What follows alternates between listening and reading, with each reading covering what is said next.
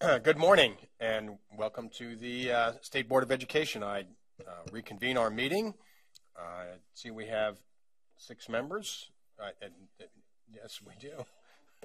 I know there's others in the vicinity. Okay, we can do it.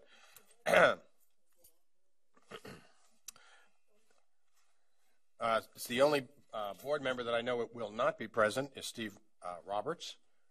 All the others are in the building someplace.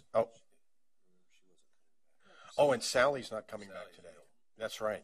That's right. She had to go to the doctor. That's right. Yes. Okay. Thank you for reminding me. No, she went to Kansas City.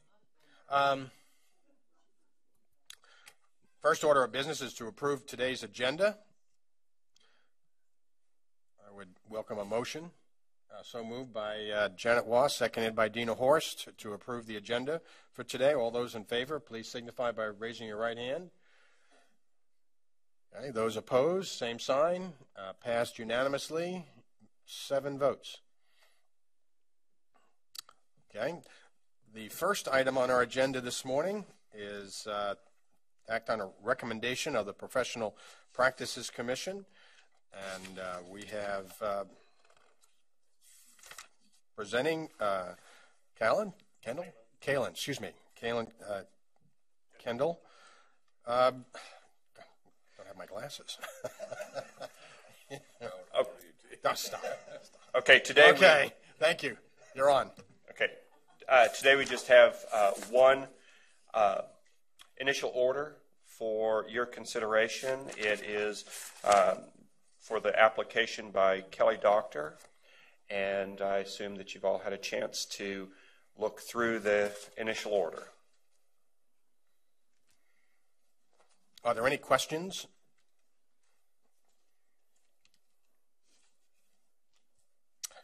Hearing none, I'd ask for a motion. So moved by Kathy Bush, seconded by Dina Horst. It's moved that the Kansas State Board of Education adopt the findings and recommendations of the Professional Practices Commission regarding the professional license of Kelly Doctor. Any questions or conversation? Seeing none, hearing none, I move. We have a motion on the floor. All those in favor, signify by raising your right hand. Those opposed, same sign. It's a 7-0 vote in support of the recommendation. Thank you. Thank you very much.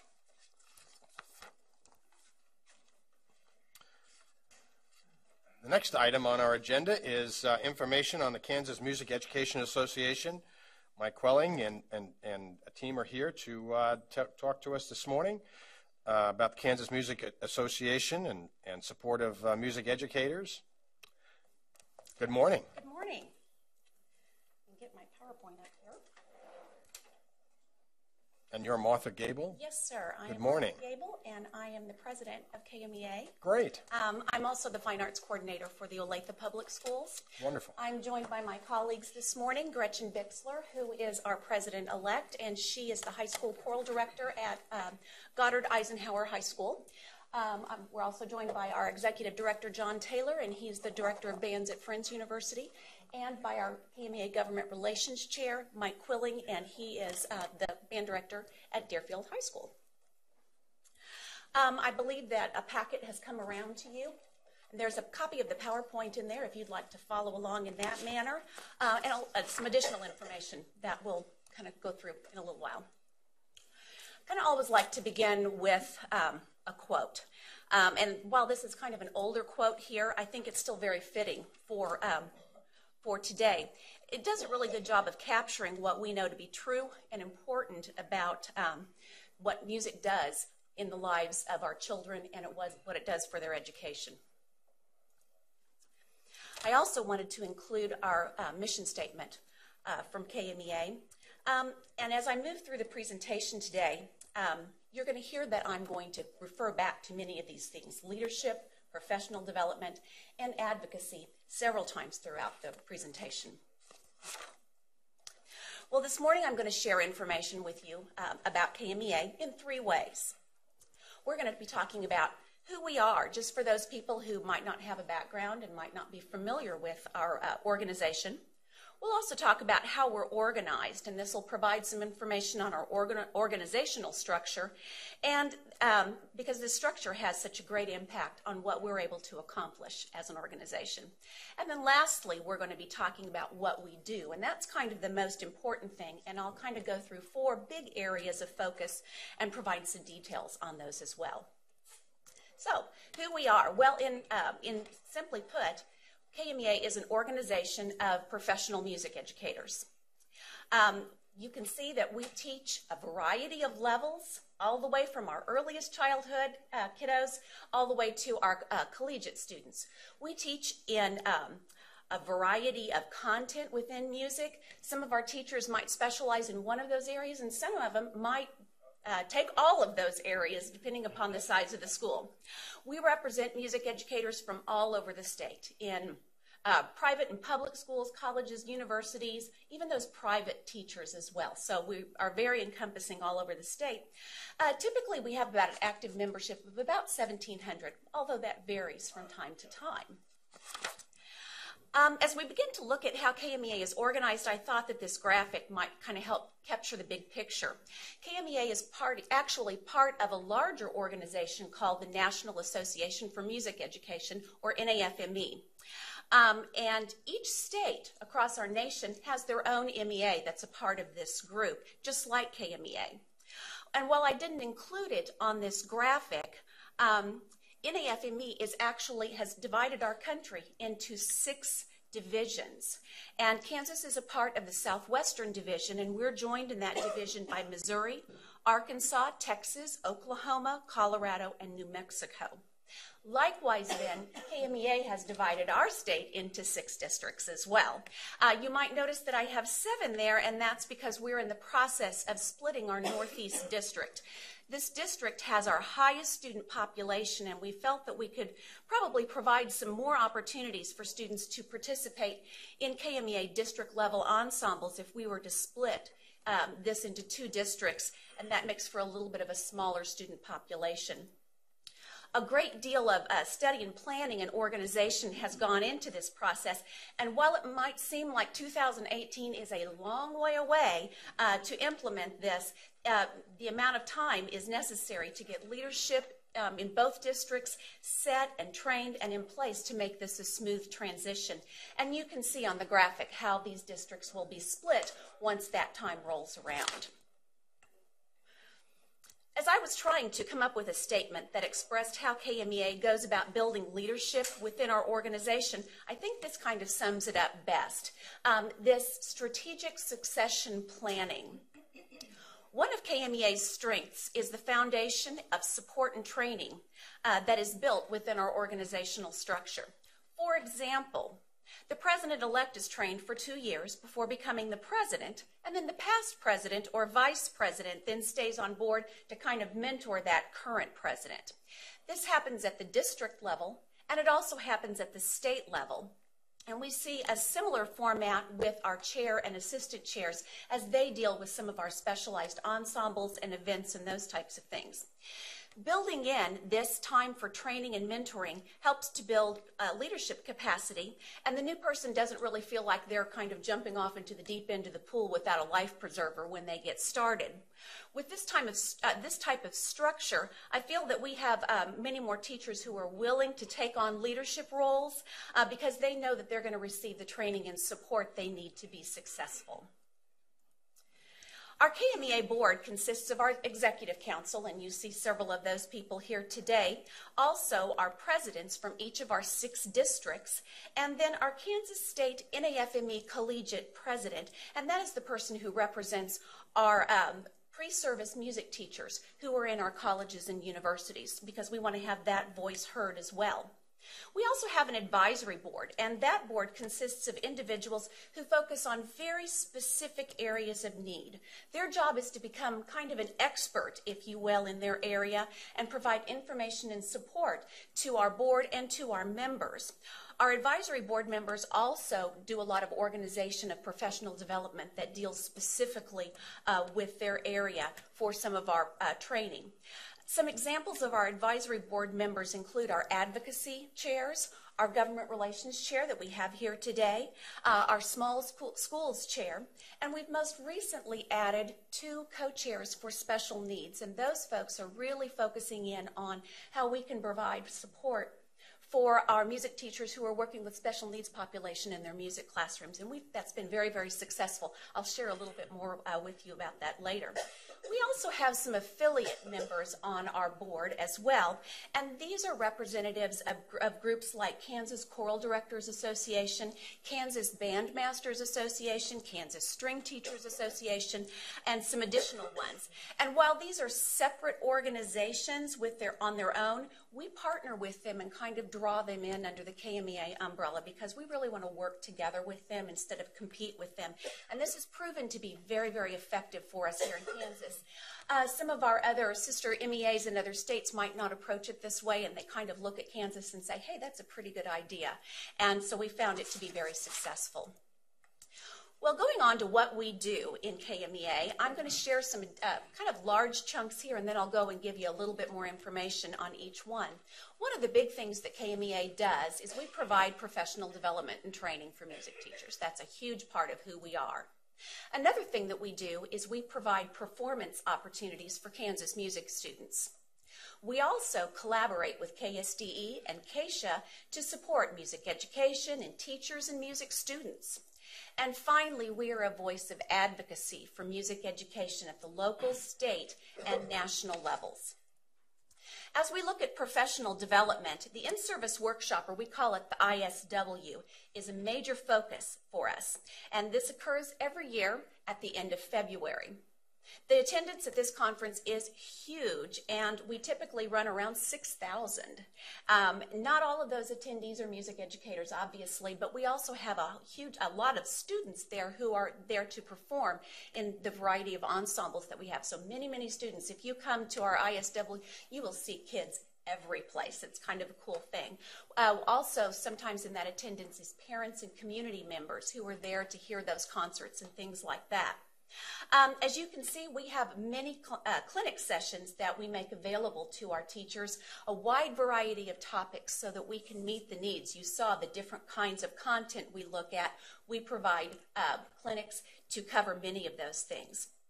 Also, many of our Kansas schools at all levels and even some community groups go through a competitive audition process for the opportunity to perform during KMEA, during our ISW, and this is a big deal.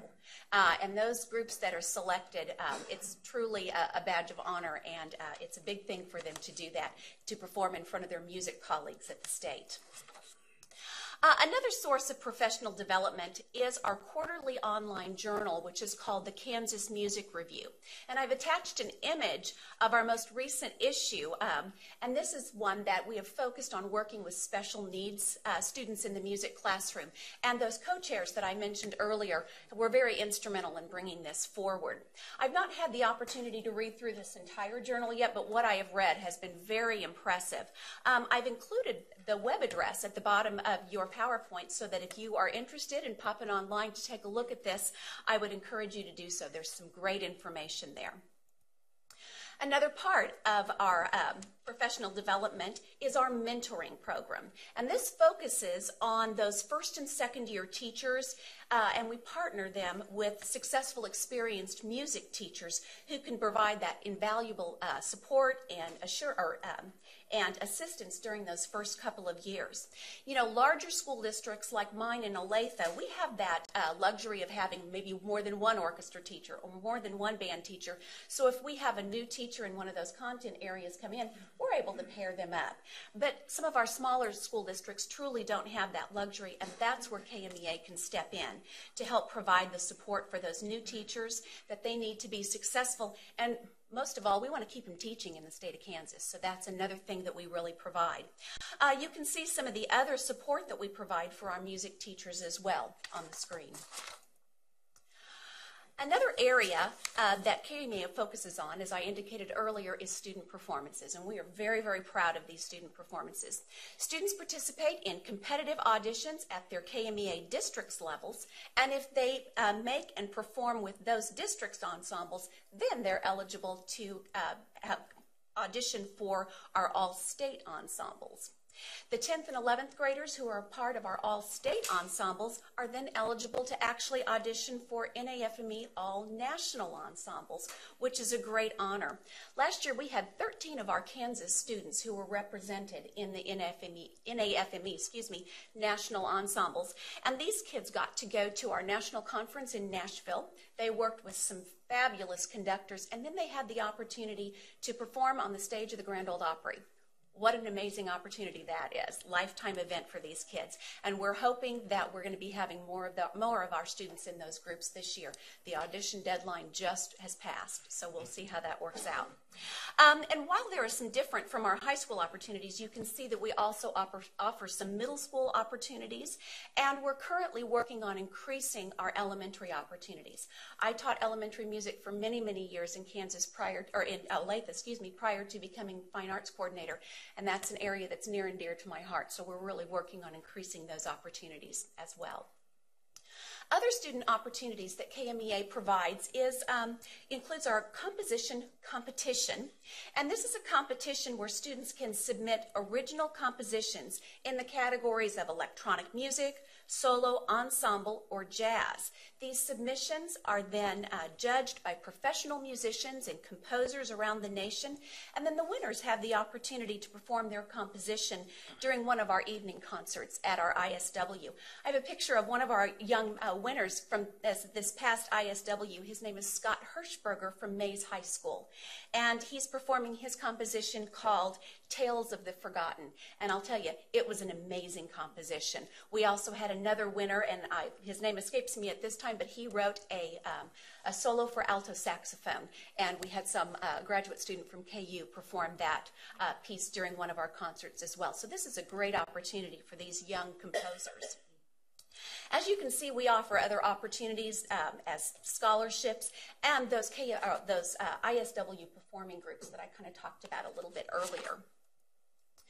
Additional opportunities involve student organizations that we offer. The Tri-M Music Honor Society is an organization that focuses on middle school and high school students who are those outstanding music and academic students, and so this kind of focuses on them. At the collegiate level, we have the Kansas NAFME Collegiate area, and they focus on pre-service music educators in our colleges and universities. So we kind of are encompassing all ages in this. A true Kansas original opportunity is the Kansas Consortium of Music Teacher Education Professors and Students. That's a mouthful, isn't it? So we call it KCOMTEPS. And this is very unique to Kansas because it's a conference that pulls together music education professors from Kansas colleges and universities, along with their music education students for professional development that applies specifically to their needs. So that's kind of a cool thing that we do in the fall. KMEA is pleased to have the opportunity to collaborate with KSDE, and we're currently working on the revision of the Kansas Music Standards.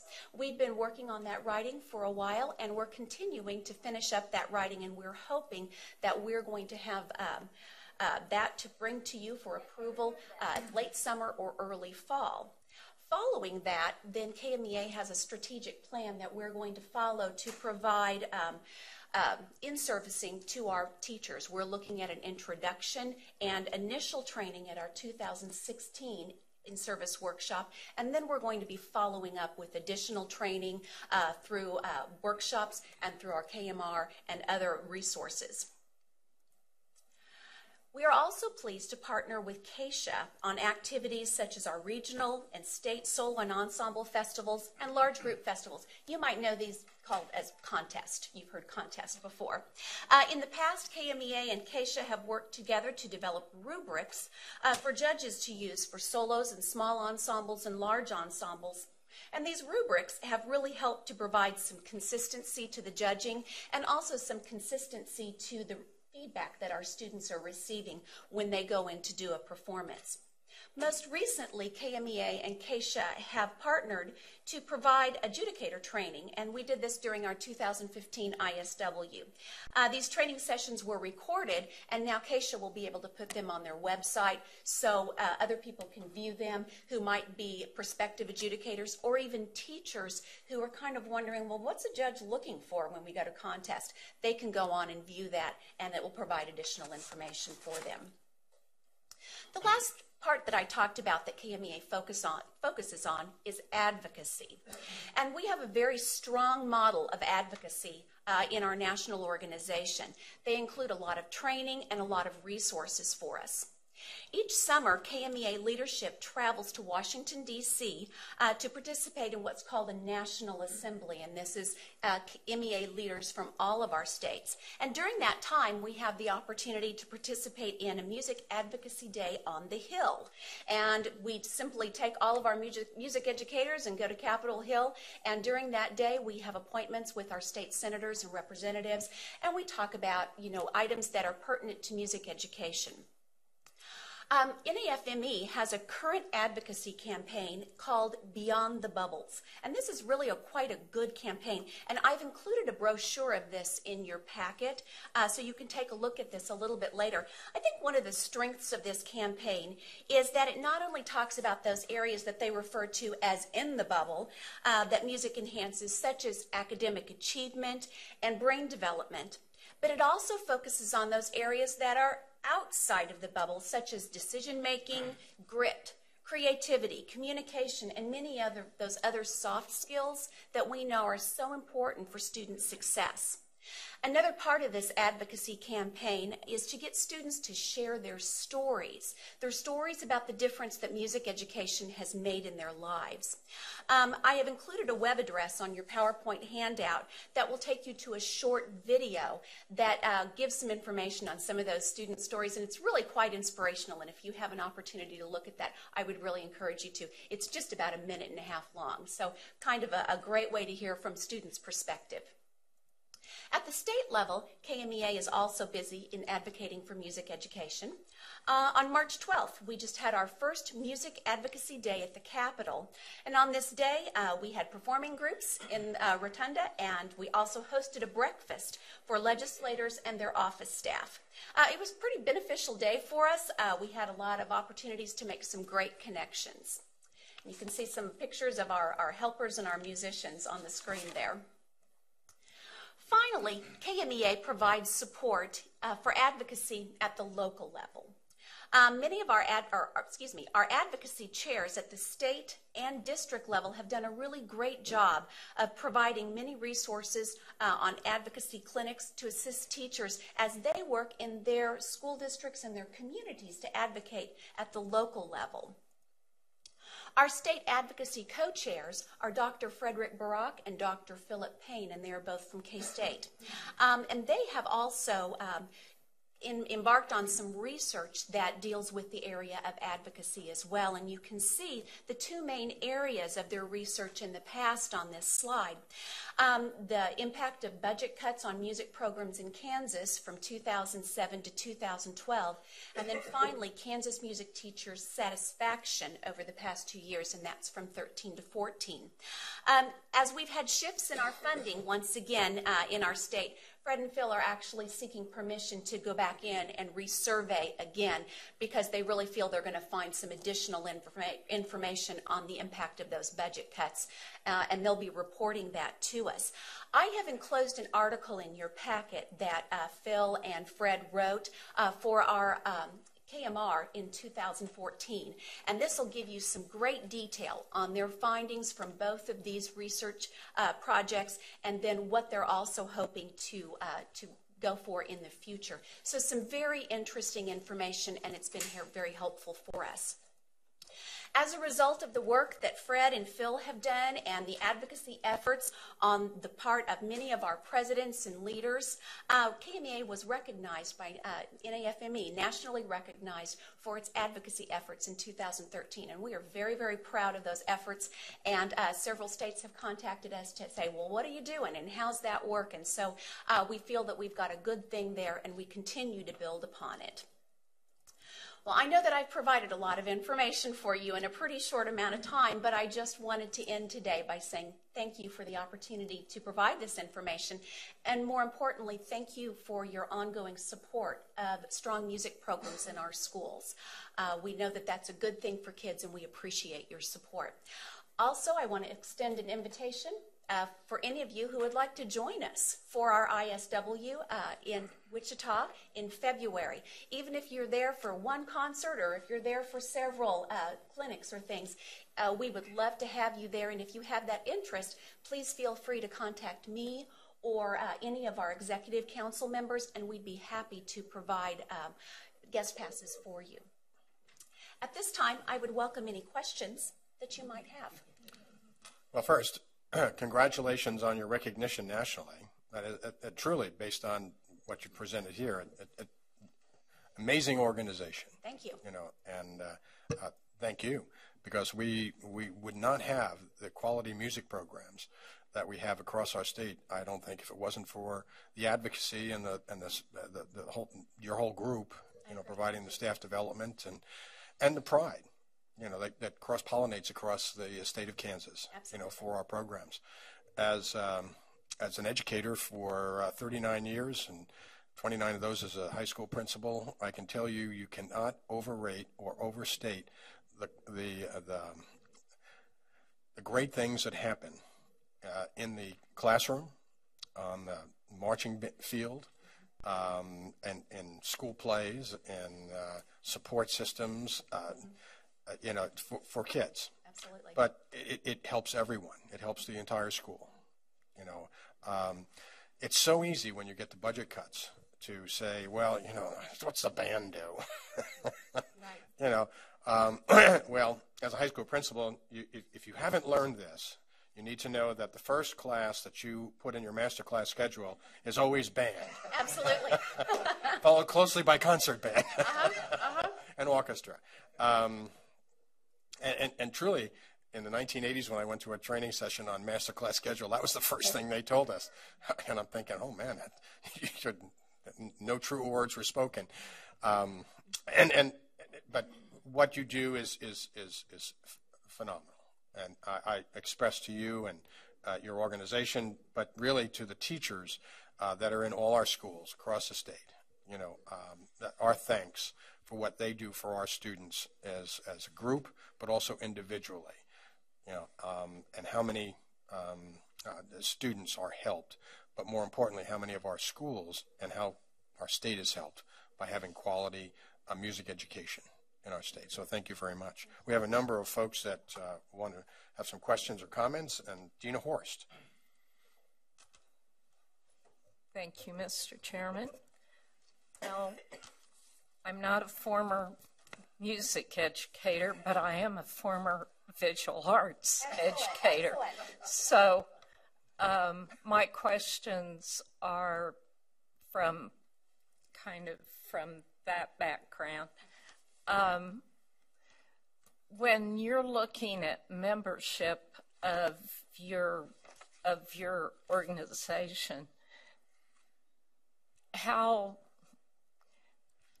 many teachers are in the state are not members? Maybe would be a better way to ask. And are their students just as welcome at your events that you have? How do you handle that, and do they get earn the same awards as students who are students of members? Because I'm treasurer of the art educators, so Yes. of Kansas, and we struggle with a lot of those questions. So We really do. it's nice to know what other arts organizations are doing too. John might be able to give us some information as far as the percentage of teachers that we have in our membership. Okay. I'm John Taylor. I'm the executive director for Kansas Music Educators.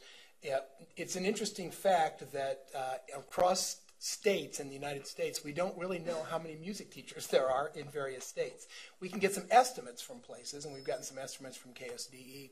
But the truth is we didn't know that number. That's one of the reasons we started the research that we did to find out how many music teachers there were. We found that there were 500 fewer music teachers in 2012 than there were in 2007, but there were not fewer class offerings, which tells you a little bit about what's happening. And that information will be in that article that you've read. And that's why we're continuing to do the research on teacher satisfaction.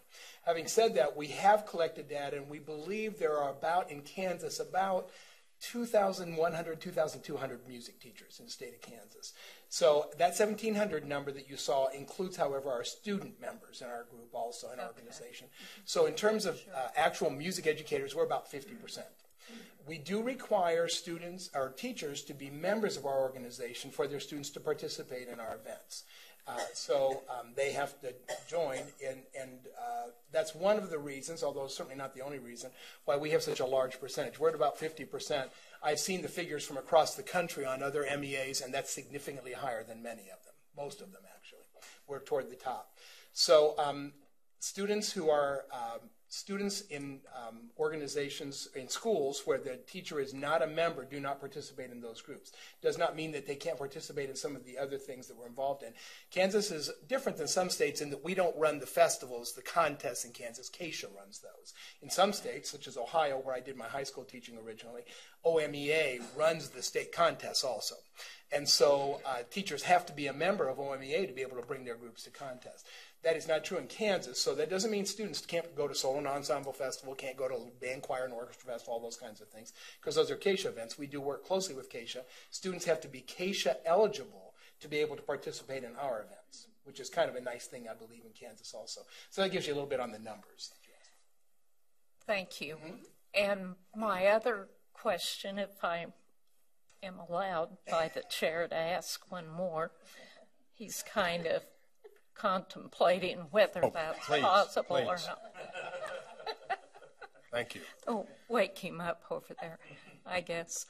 The other thing that I wanted to know is how do you work with the other arts organizations and support each other? Because I think your research speaks not only to music, but it speaks to what has happened across our entire state, and the nation. Perhaps the entire nation as well.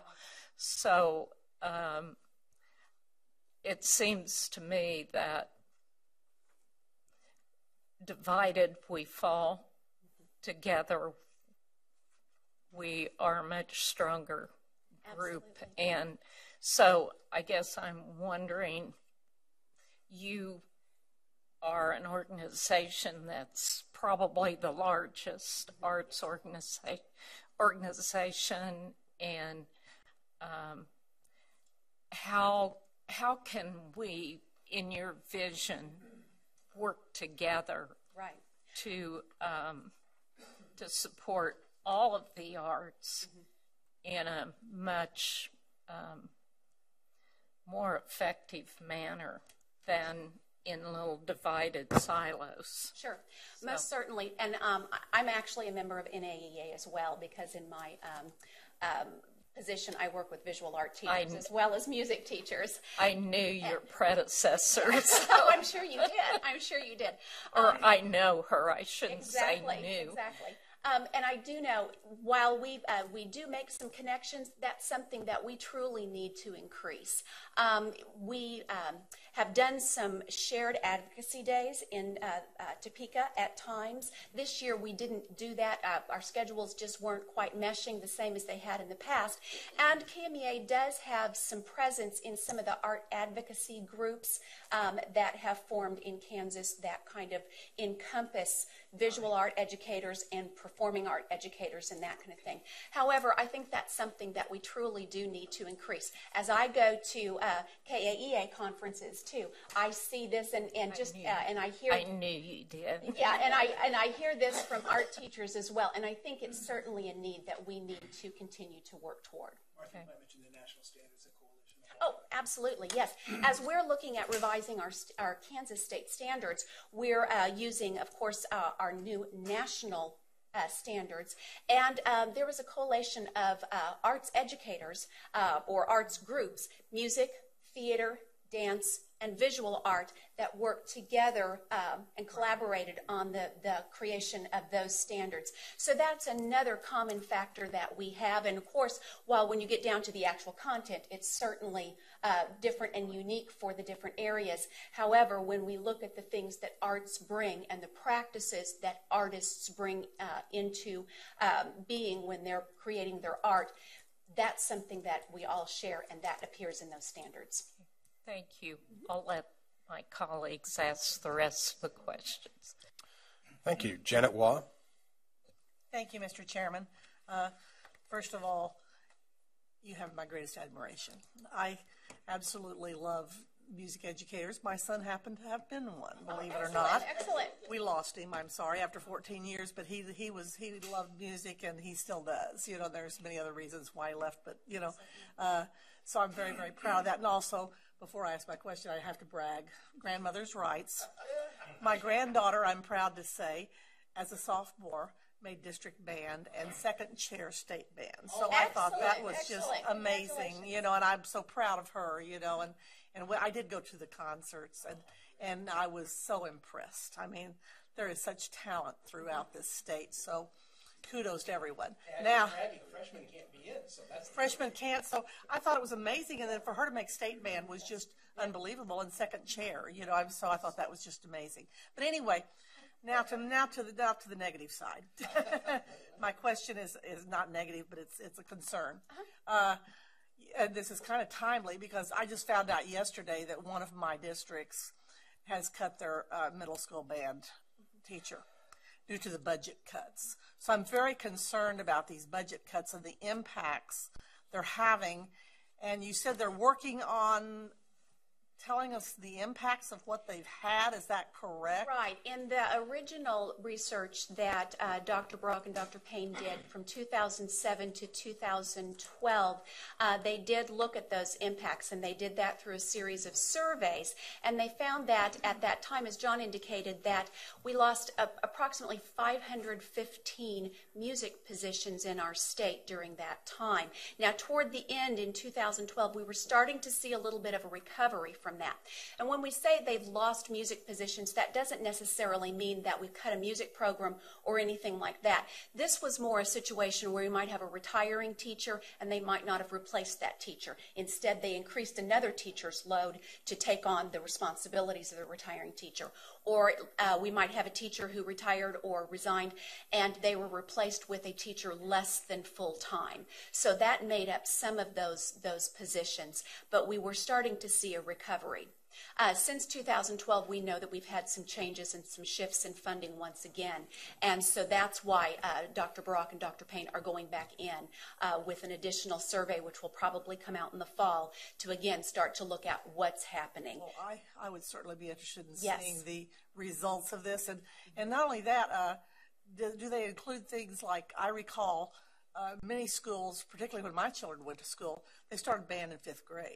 And it's my understanding lots of schools have discontinued and started now in 6th grade. So is that going to be part of that survey? That's part of some of the questions they ask. And they also ask about student contact time. Yes. You know, because as we see, as things kind of shrink a little bit, we might see, gosh, we see kids for 60 minutes a week. Well, now we see them for 50 minutes a week. or, something of that sort. So they do ask some questions about contact time.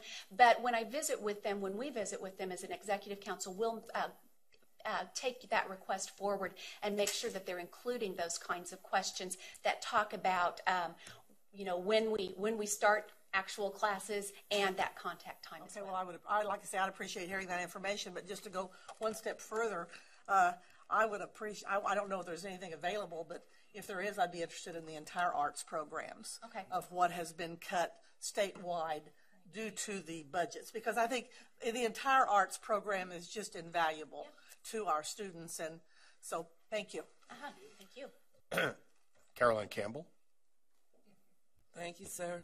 Well, thank you for this presentation, and the thing that hit my heart is the mentoring part, that I'm very thankful that you have that program, because unfortunately the legislature has not been very open to providing funds for mentoring.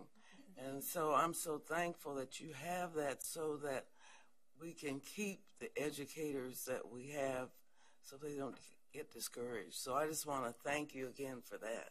Well, we know that's essential, and our mentoring chairs are absolutely on fire. They are constantly thinking of new ideas and ways that they can reach young teachers. So we have good people in charge of that. Jim Porter. Thank you. I'm so glad that Janet bragged. I wasn't going to say this. But my daughter was an all-state choir member. All right. And I intend to, by the way, accept your invitation as long as I'm on this board to be Absolutely. at the We'd love to have you. You talked about judges training, and I go to contests. I've always gone. One of those nerds that sit in the back of the room. And I've noticed what I consider a little more consistency. Do you have to go through your training program to be a judge?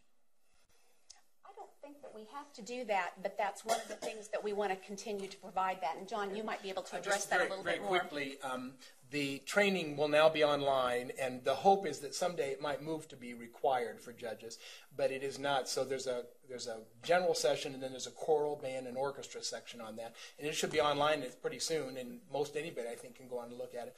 But we're talking with Keisha now. They can't make it required yet, but they're talking about maybe paying the judges a little bit more who actually go through and sign in on the training, eventually hoping to get to that. And we're going to redo the training every couple of years at the KMA convention in February, and then update it on the, it's a very large undertaking because we have to get copyright permission to put music on the website and all those kinds of things. And you answered, by always being near the end, I always, most of my questions get answered before, because I was also interested in the number of cuts that had been made. But when we're dealing with Kansas College and Career Ready standards, you talked about kids that are composers, kids that are probably conductors, kids that are interested in music therapy. What sort of training are we having to help those people develop, if that's their career choice? Because one of the things we peripherally talked about last month was maybe adding a fine arts career pathway. We would love that. And so I was just curious about how, first of all, obviously that would be accepted. Right. But secondly, what do we do now to help that aspiring composer, that aspiring conductor? That there's a lot of opportunities for singers and our performers, but those other music careers. Right. Well, in our current state standards, we do have some indicators that talk about looking at careers that impact, or that music can impact, and potential careers and that type of thing. And I think that's something that we need to continue to build upon. One of the things I know that is very useful for that is even connecting kids with professionals in the arts world, whether it's connecting them with a composer or connecting them with a conductor. And we can see some of that happening at our in-service workshop with our student performers. And we see some of that happening, and I can just speak for my district, we see some of that happening in our district as well. I think that looking at that career path in music can certainly be something where we continue to grow. I think we certainly do it, but I think we could make our efforts more deliberate with that, and certainly something that could be a part of our new standards.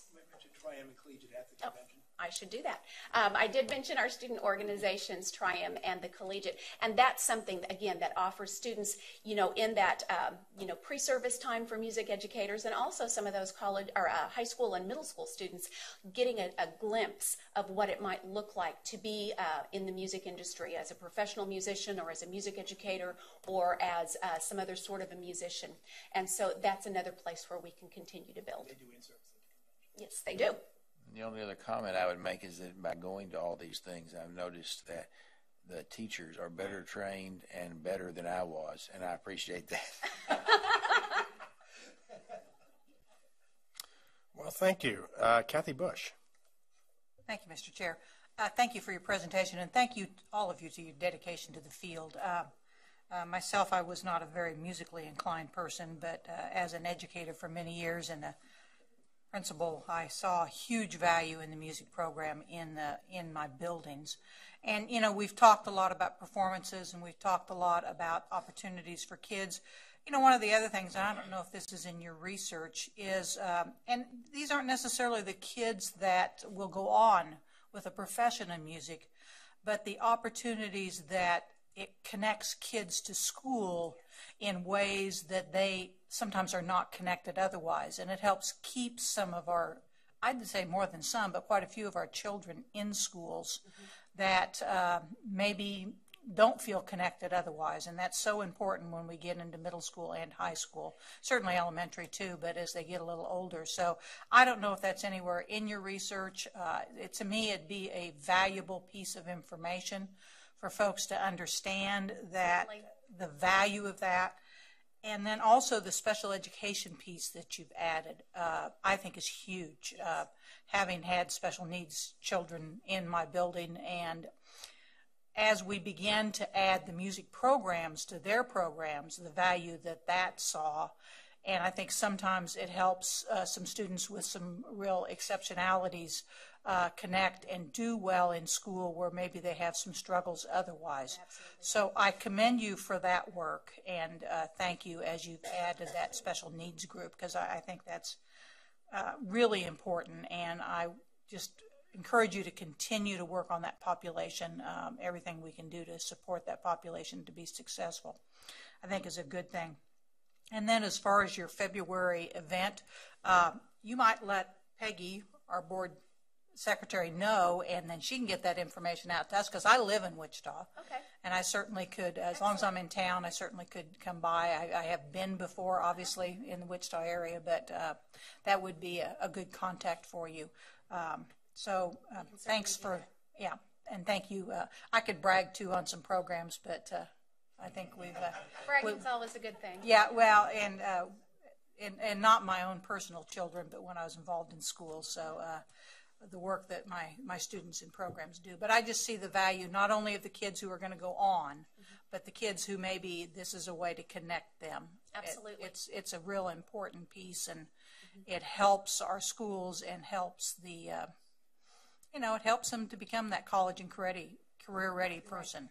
In the little pamphlet that I put on the Beyond the Bubbles campaign, that's one of the things that they talk about, is that engagement. It engages those students, the arts engaged students who might not otherwise be engaged in school, and we're seeing, evidence of that all over the place. So certainly that deals with that as well. Yeah, we've got to talk about that, because it's real.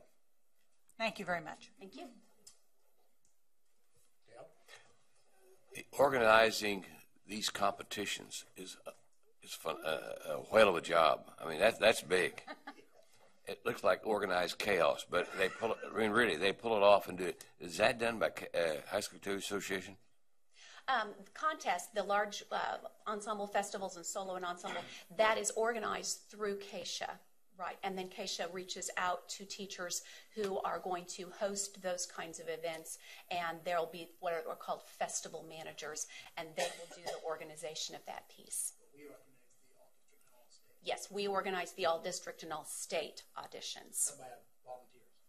You're organizing all those judges and get them kind of halfway on the same wavelength? And that's through KSDE, yes. And all the number of competitions you have, and how many districts? Is there 6 districts? 6 districts at this time. And you got the state competition, getting all that organized. That is a tremendous job. If you ever, it's just worth your time just to walk around and watch it. You know, we do live auditions for our state instrumental ensembles in Salina in January, and I think, what did we have, 1,200 students there in January who were doing live auditions, and it was an organized case, but very, very organized. I mean, kids knew exactly And they do where a great needed job to of be, staying on and- schedule. Yeah, Do a and- great job. Exactly. It'd be highly commended. One group we haven't mentioned that's an important part of your success has been, and amazing how much they do is the parents, Yes. and how they step forward in this whole thing. So, yes, we need to make sure we thank them. Absolutely. But I do want to, once again, especially in light of education and where we are, the stress I know they feel on their financial, which extends not just to the cutting programs, but reducing, like we said, quality or time of quality instruction, as well as limitations on activities that students participate in, because now they're pretty competitive. They are. They like this, and they take it. The one thing they're as serious about that as any athletic event or any other competition. In fact, a little more stress than and it's all great. So thank you for what you do, and thank the parents for their continued and much needed support. Peggy's already put the conference on my calendar. Great. Somebody did. I went to put it on my calendar, and it's already there. Okay. You guys are really powerful. We're looking forward to later in the year, you bringing the standards back. That's always great to see just how many different ways we support, students in our schools through your standards. So, Martha, thank you and your team and all the educators and parents in the state of Kansas for a great program that serves so many of our students so well in all our schools tremendously. Thank you. Thanks for the opportunity.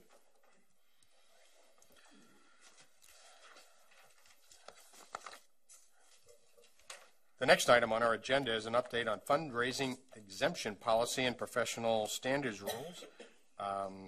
Cheryl Johnson and Jill Ladd are here to bring us an update.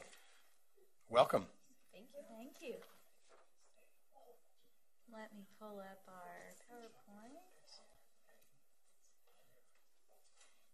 Remember what it started with, fundraisers.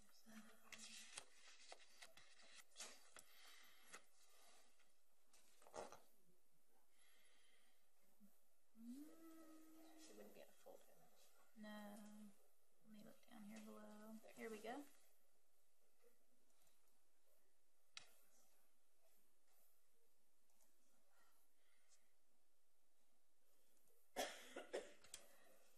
Good morning. I'm Cheryl Johnson, and I have Jill Ladd, who is our Team Nutrition Project Director, with me this morning. She has helped with the implementation of the Smart Snacks rule with all the schools, providing resources and training.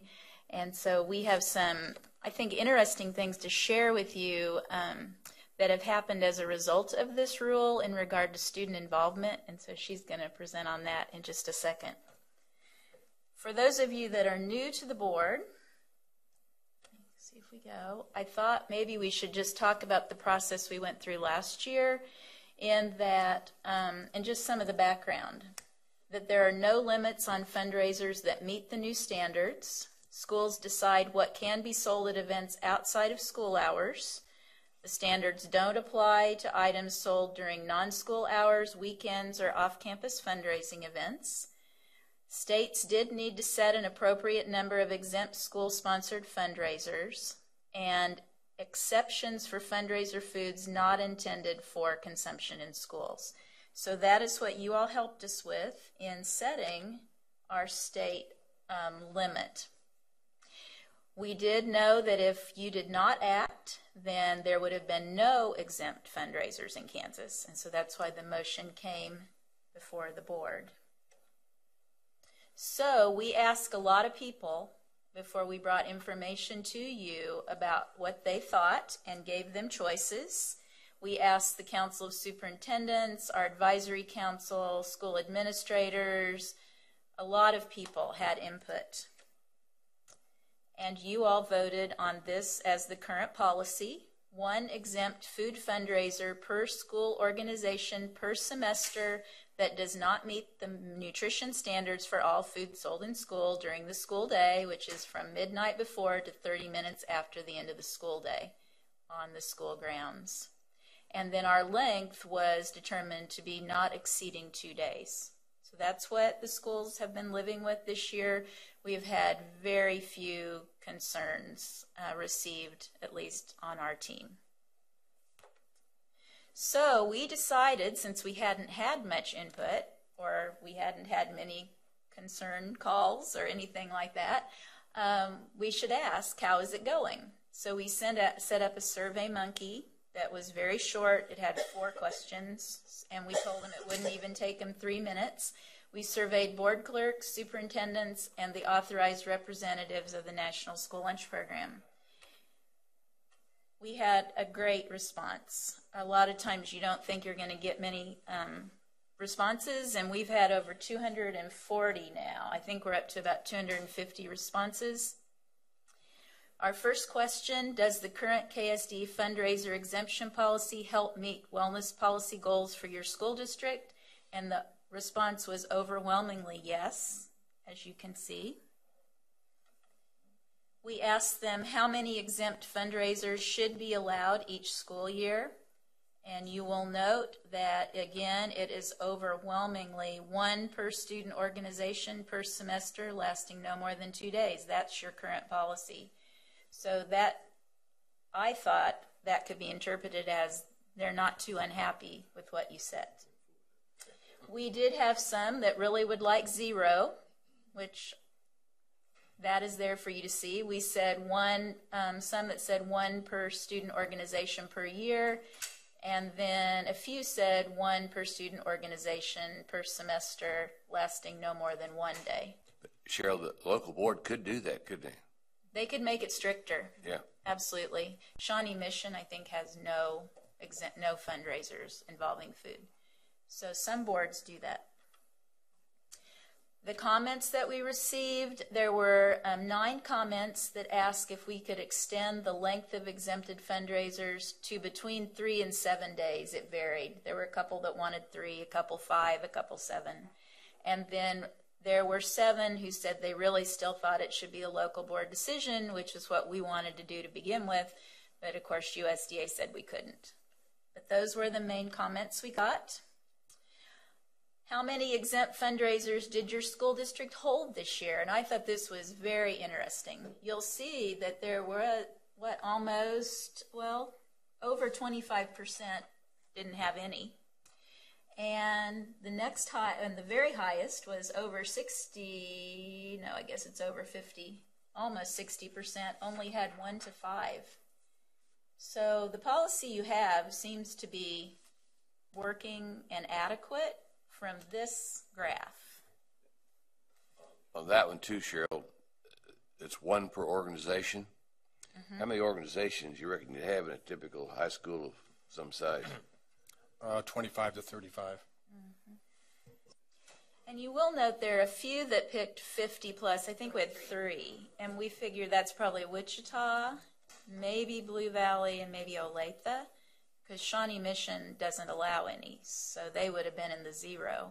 But probably our bigger districts, that's where we think that they were being honest with that response.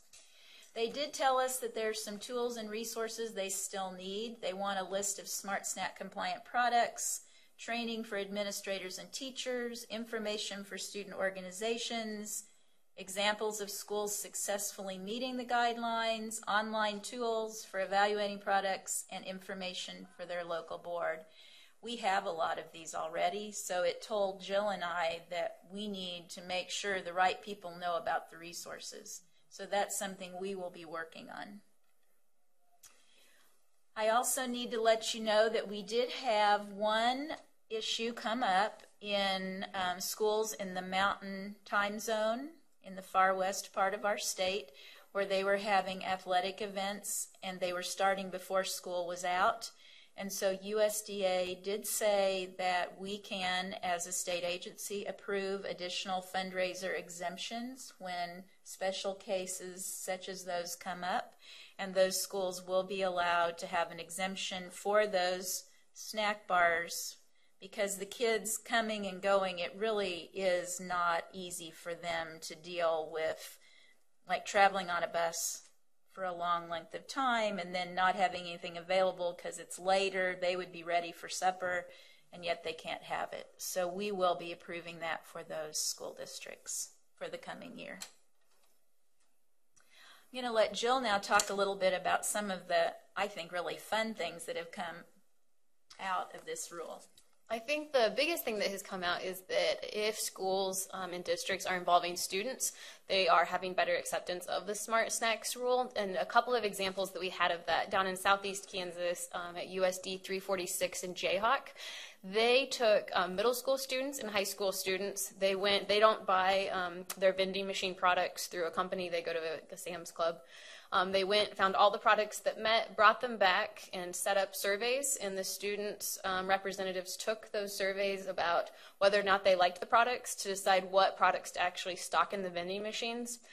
So it was really beneficial to them, and then also the students then took that out to their peers and said, hey, I tried this product, I really liked it. And so they still saw that the product in the vending machine moved, which, they don't want it to just sit there. So that was really helpful, and we've passed that along at all of our wellness workshops that we did to try to show other schools about what they could do to more easily implement Smart Snacks. I think one of the neatest success stories that we've had come out of this, it is a little bit difficult to make homemade recipes that are Smart Snack compliant. It takes some nutrient analysis, you have to weigh the product. And Maxville School District, which is a very small district in south central Kansas, has come up with a Smart Snacks chocolate chip cookie recipe that meets. We've checked it out, we've tested it, and really we've asked other states in the nation, and no one really is having recipes for this. And so it's really fun that we have a school that we can promote, and we're working on making a standardized recipe that will feature their district, and we'll promote that not only in Kansas but across the nation. And so we have made those chocolate chip cookie for you all because we thought you might like to try them. And this is actually the group, the pictures up here, these are the children that came up with the recipe, and they're actually selling these out of a vending machine. It's one of their fax classes, so a really great success story. Then we also are providing technical assistance upon demand. A lot of our entrepreneurship classes are using this as a good teaching tool for their students about you have to learn about local laws and make your businesses fit those laws. And so we've had a number of students call us, and we help explain the rules and how you would evaluate things. It's given them the opportunity to learn how to do nutrient analysis on recipes. Sometimes they'll get results back and it's too high in sugar or too high in this, and so they'll call and we'll help them with, well, have you thought about substituting this for this? And so we've helped different schools and entrepreneurship classes come up with different products that they could sell through that. And so it's been fun to see the kids put on their thinking hats and, get past something that maybe is a hurdle, but, those are going to come out throughout life. And so it's a good opportunity for them to learn that. So we do have a number of tools and resources, and Cheryl and I decided we would do a follow-up email to the survey that we sent out that would, highlight the results of the survey, but also address some of those tools and resources that they had requested. And the Alliance for a Healthier Generation has a wonderful product calculator, and it actually kind of shows here on this picture, but all you have to do is input the nutrition facts label of a product, and it will spit out if a product is compliant or not compliant. And so it makes it very easy for people to evaluate products. And then something that is really gaining in popularity is our Alliance Product Navigator. And this has a list of compliant snack recipe or snacks, entrees, cookies, all the things that meet Smart Snacks and that people could get from their vendors. So it can give them a starting point of, hey, maybe I could talk to my vendor about getting this, or, oh, I saw this at Sam's Club and I could purchase that. So, it's a nice starting point, and we're seeing products added all the time to that. We've also developed a frequently asked questions and staff training resource. So any questions that we're getting here in the office, We're then translating those into an FAQ that has been continually updated on our website. Providing one-on-one technical assistance whenever we're asked. We've trained over 850 school and community personnel in Smart Snacks since the release came out. We've found that training community members like our extension services helps in quelching some of the fires at the local level, because if they're trained in what the actual standards are, they can dispel some myths when they're out and about. We also have a webpage that's specifically dedicated to Smart Snacks and has all of the resources on there. We have trained our industry partners, so each spring we invite industry partners to come to Kansas City, and this year we had schools join us, and they engaged in discussions, and we talked about some of the concerns that we're seeing out on review. And I think one of the most fun things that's coming up in our future is we just submitted our Team Nutrition grant proposal this morning to the USDA, and in that we have proposed partnering with the Home Baking Association to develop 13 recipes that would be Smart Snack compliant, that we could, they would be in home-sized recipes, so our FACS classes could use them for sale, but then also in school-sized recipes that our schools could sell a la carte. So we're hoping that that gets accepted, and think it would be a really great resource for Kansans. So would you like a cookie? We'll pass them down. Cheryl, a question. This qualifies for Smart Snack. Does this make it smarter? It will make you smarter, we're sure. Jill and her daughter Kinley made these, and Kinley is in preschool. She wanted to come today and give these to you all, but Jill didn't think maybe this was the right venue for her, but I think she would have enjoyed meeting you all. But we do think we've tasted them and tested them, and we think the students did an amazing job in developing this recipe. While you're enjoying those or seeing what you think, I do want to make another rule on your radar. Effective July 1st, 2015, the professional standards rule goes into effect for all of the sponsors of child nutrition programs in the state. I have a handout that USDA has provided that gives you the basic information. Some people say, why do we need professional standards for people working in school nutrition? Well, I think you all know that in the past 5 years especially, our programs have become more complex. So ensuring that the people that work in our programs receive training, especially in the areas of food handling, because that's crucial for the health and the safety of our students, I think is really important. It's also important to enhance the image of the school food service professionals, because what they do really is complex and not an easy job.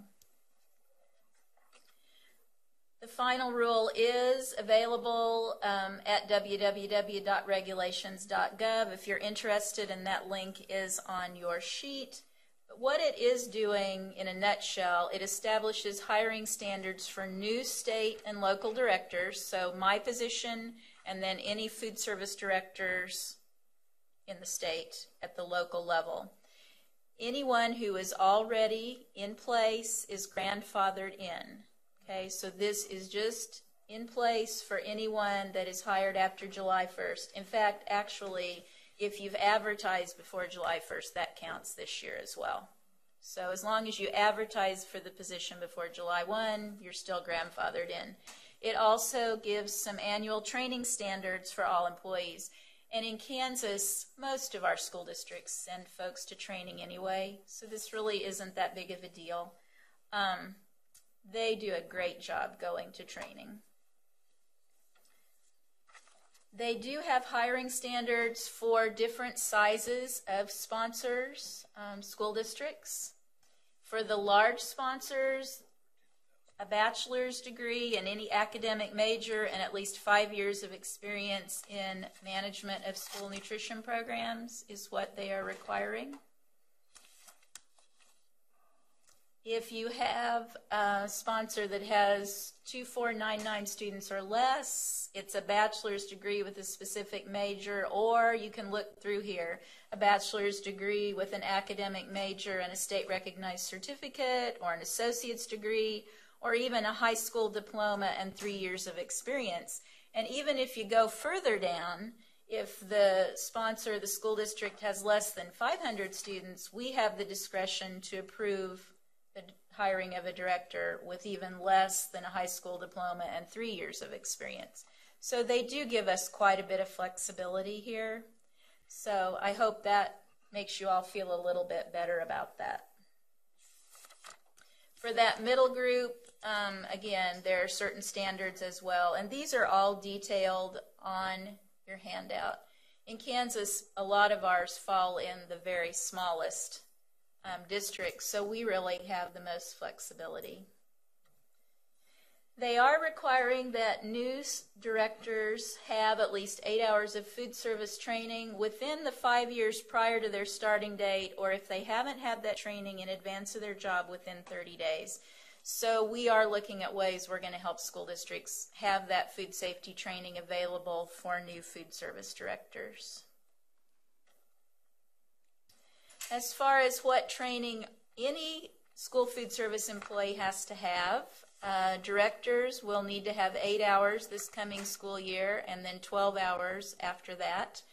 Any site manager, 6 hours this coming school years, 10 hours after that.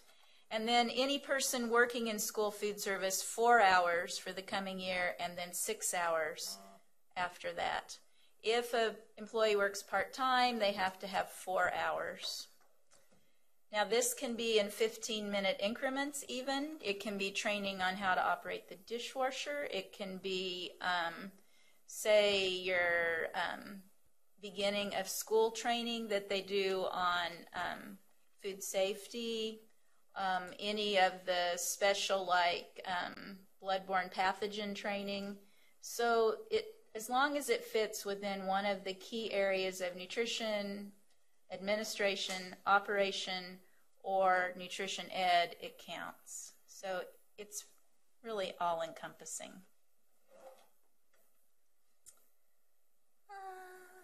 They are also allowing that those yearly amounts can actually be carried over to 2 years at our discretion at the state agency. If you had an employee who had a health issue or something, as long as they've taken an hour or two, we can look at a 2-year time period.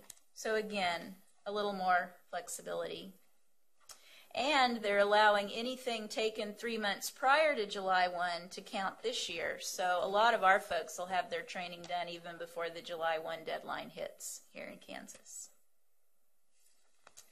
I told you about the flexibility. The other thing, Jill and I are working on writing a grant because they have made a grant opportunity available.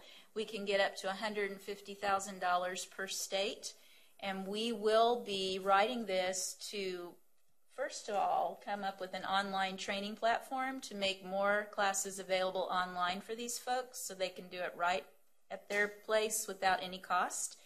And then second, we're going to be writing for grants for the local school districts to apply if they want to send like their manager or directors to our Child Nutrition Management Academy. So we're actually going to really write it for them, not for things for us particularly, but for our schools. There is a website where if you go to this website, you'll see that Kansas has a lot of training already listed. What we're developing is being used by people throughout the United States. So all of our training, we have over 100 classes developed for all school people, and we have over 300 hours of training available for manager level folks. So we are seen as a leader, and what we're doing is being used throughout the United States. How many will you have attend, you think? Last year, in our summer trainings, we had over 14,000 registrations. And that's just for on-site. So we don't know how many folks have used our training throughout the United States. So I think the USDA is getting good value out of their administrative expense funds from our team with our training development. They do have this brochure that's developed, or I guess this is the flyer. They're coming out with the brochure as well, and there will be a guide that we'll be able to send to our schools, hopefully by July 1. And we will make sure we get that out to all school administrators so they're aware. I wanted you all to know because it starts here, and then we'll be training others as well. So thank you very much. And do you have any questions, either about the fundraising or if there needs to be any other action by the board, or any questions about professional standards? Well, thank you. And we do have some questions. Kathy Bush. Thank you, Mr. Chair. First of all, thanks for the report. I think the fundraising exemption policy was a little concerned about the implementation, but it's certainly gone smoothly. And, you know, I think the options that people have, like your website, ways that people can go in, and that calculator, I mean, that's very helpful for folks. And the cookie was really great. That was really neat to see that a school district put that together. That's what we thought. Yeah. Yes, we do have the rest. Are we putting the recipe on the web page? We will be, yeah. I thought we were. We're trying to make sure that it's formatted correctly, Yeah, but it will be out there. Yeah, well, that was really neat that those kids did that, and they're quite tasty. So, you know, hey, that just shows you, smart snacks, they work, and that's probably healthier than my chocolate chip cookie recipe. But I think Ken wanted the recipe so he could make us a batch next time, right? I just wondered if they were still healthy if you ate a dozen of them.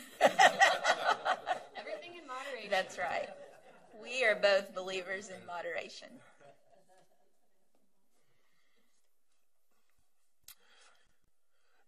One of the initial concerns when we did this about, a year ago?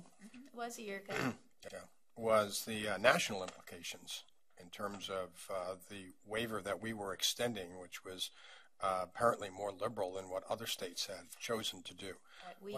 What has been the implications of the feedback nationally?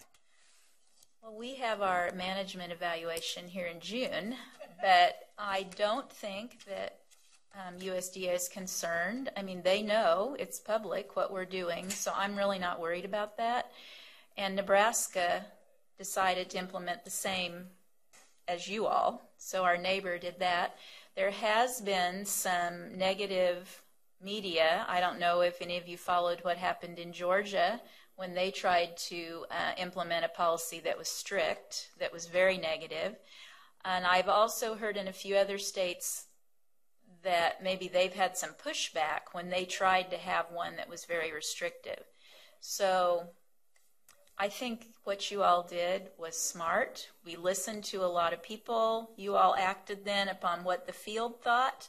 And so we have not had that pushback, and I am grateful for that, for one.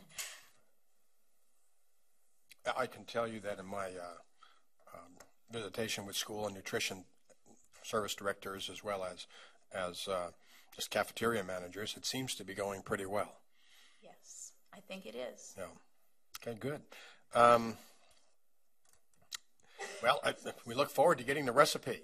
Okay, all right. This is great. Yes, Thank you for asking for the update. We do need the other information. Ken was correct. We need to know what a dozen does, if it still falls within the limit. You just take those are pretty light. Calories per serving and multiply it by the number you eat. My plan is just to make a great big one. One. Thank you all very much. Thank you very much, and we look forward to hearing more in the future about this as we learn to manage the system and as schools start sharing with each other their successes. I'm really encouraged by the vending machine issue of how to place nutritious but also acceptable items for the consumer. So I look forward to hearing more about that. And that also affects revenue, which I know some of you had questions about. I mean, when the students revenue. When the students are involved and then they select, and that's what's in there, they buy those, and those schools aren't seeing decreases in revenue. Well, thank you very much. It's a continuing journey, and we're learning as we go, and it's not as bad as we thought, and maybe better than we could expect. Okay, thank you all. Thank you very much. Our next item on the agenda is an assessment update. Dr. Smith is here to tell us how great things are going with assessments. Am I right? Things are going very well. So,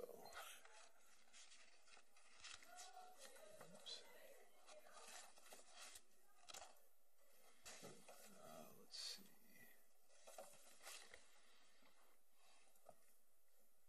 Here we go.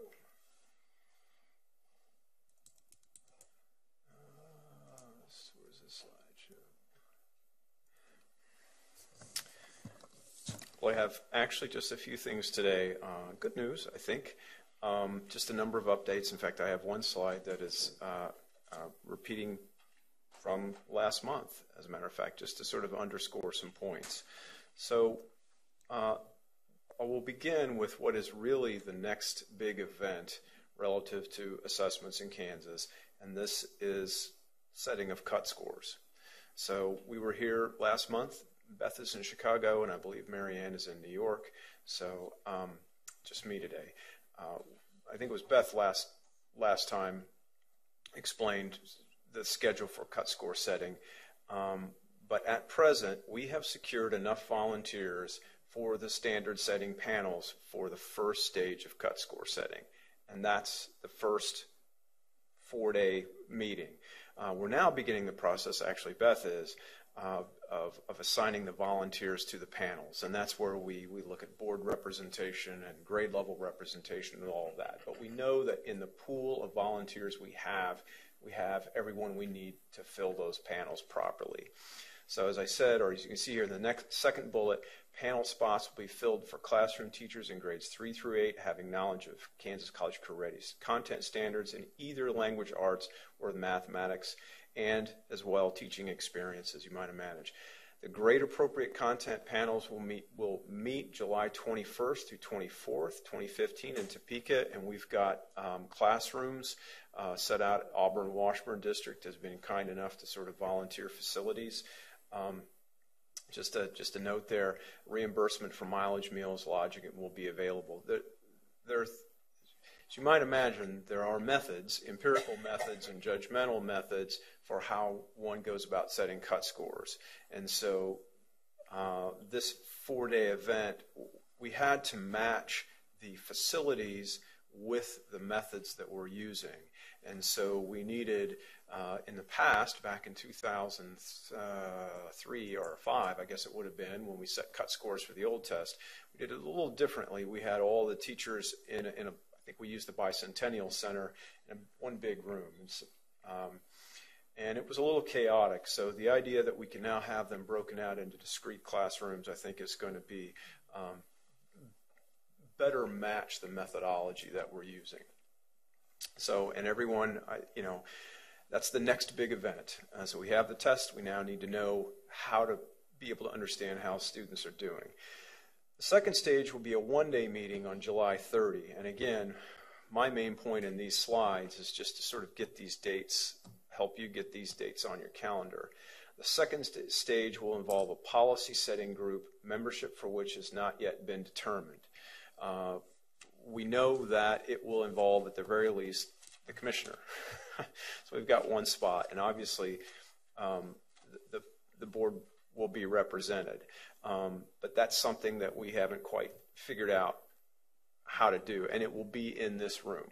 So at that point, what we do is we bring the results from the standard setting event as took place at Auburn-Washburn over those 4 days, and we bring it to this policy setting group, and we think about what are the implications.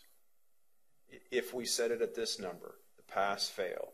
If this was the recommendation from the board, what will that look like in Kansas? So it's kind of an intermediary blessing before the scores go on to this board for adoption. Obviously, this board has final authority, but there is that sort of intermediary step. And it might be that we want to take to the board options. You set the scores here, this is what it looks like. You set them here, this is what it looks like. The good news is, I know Marianne has we're very much in her wheelhouse. She's got at least a couple of textbooks out on specifically standard setting. So that is one of the things professionally she really specializes in. So we've got both the empirical part taken care of as well as the judgmental part. But that's the next big step. So jumping now to the assessment, and this is just an update. I know this group has written letters to the board in the past, and we've had members of this group here testify in front of the board. So I just thought I'd mention that we do have kind of a wrap-up meeting. The Kansas Assessment Advisory Council will meet in Mulvane on June 2nd, and they will be reviewing the feedback from the security monitoring visits. We sort of deputize that group, for lack of a better word. They help us go out and monitor the schools to make certain that best practices are in place with regard to test administration. So they're going to review their findings. The assessment report design and format, KU CETE has designed the reports that will be used for parents, and this group is weighing in. They're very, very critical in the best sense of the word in terms of providing an enlightened eye. You know, what do we like to see as educators? What will parents understand? What will they not understand? What might they roll their eyes at? What's too much information? What's too little information? So they're looking at those reports. And then obviously we'll review the schedule for cut score setting. And again, that's June 2nd in Mulvane. Again, this is a reiteration from last month, but in terms of calls I get from the press or from the public in general, or questions that seem to arise, it's when will we get our scores from this year's test? So I thought I might want to sort of put this slide up here again just to let everyone know that this is obviously a unique year, and this just very generally, I thought it might be something that you could use if that question was put to you. Why is it the case that we have to wait so long? Well, again, mid-July, content experts, teachers, as I just mentioned, will be guided through a process to set cut scores. We've taken care of the nominations. All of that is taken care of. Toward the end of July, a group, and just gave you the date for that one, will be reviewing what was put out there. So that then pushes us to July. In August 11 or 12, the recommendations will be presented to this authoritative body.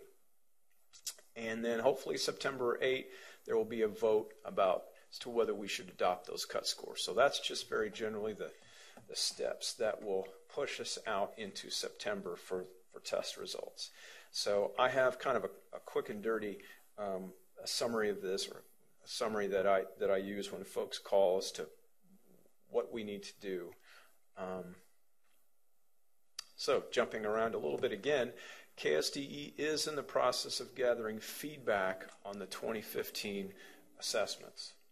So if, and again, thinking about when you're out and about, if you have anyone who has questions, say, well, I have a concern or a question, or I have some input or insight, something just to know that we are, and there's the link at the bottom, we're inviting comments on the Kansas State assessments, and this is going out through all of the listservs that we have. I mean, we're trying to blanket as many people. Obviously, with the end of the year, some people are out sooner than others. Administrators hang around longer.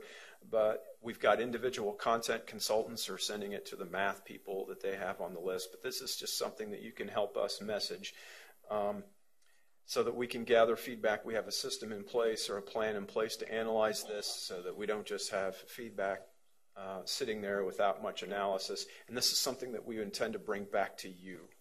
So, and this is just a screenshot of the first page. We're getting their name and their title and their USD, the building number, and then this is just the first page. But then there's plenty of room on there for input. CETE, by the way, is doing the same thing. I don't want to say it's often the case. But sometimes CETE, for whatever reason, will get different kind of feedback. Folks are inclined to say things to them that they may not be inclined to say to us. And sometimes it makes sense because it's an IT issue. Other times it doesn't make a whole lot of sense because it's policy. So we're aware of that. We want folks to have a safe environment. Well, they feel they can say whatever they need to. But that's going on both at KU and here. So how long is that website going to be open? It will be, we don't have plans to take this down until July. So we're trying to make it available, knowing, I know when I was in schools, I was worried about, at the end of the year, lining the baseball field more than I was. Stuff like this, just trying to get people out or waxing the gym floor. So we're trying to make it as long as we need so that we can, at the end of that stop date, then we begin our analysis.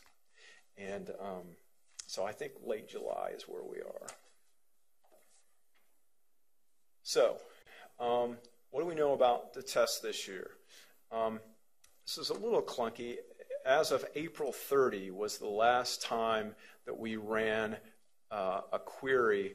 Actually, KU ran the query of the status of the assessments. And it seems as if it's one of those things that you should be able to just hit a button in this world today. But it's not quite that simple. And it has to do with how we monitor and how we track the status of things. Not most of which wouldn't be practical for us to bring to this board.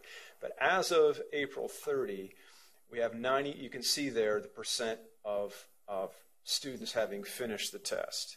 So this Friday is the test window is finished. So I thought, well, I could have run another query, but generally speaking, we're right at 100%. The bottom there, that to me is the most important figure. As of May 12, there have been no requests for extensions. Even after a decade of the old assessment with the old test engine, we were having, for lots of very legitimate reasons, we had requests for extensions. Can I have an additional 2 days or an additional 3 days to get these kids through? We had an issue with the computer lab, or we had some leaking, of flooding or something, and just a number of things just took place that we couldn't get it. We've had none. So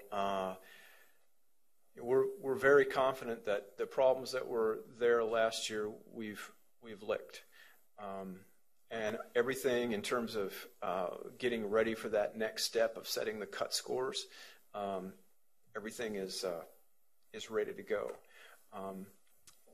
I don't have it here because I didn't have the exact numbers, but I will mention we have gotten a number of questions about the human scoring. And I know, Jim, you have asked about the scoring going back.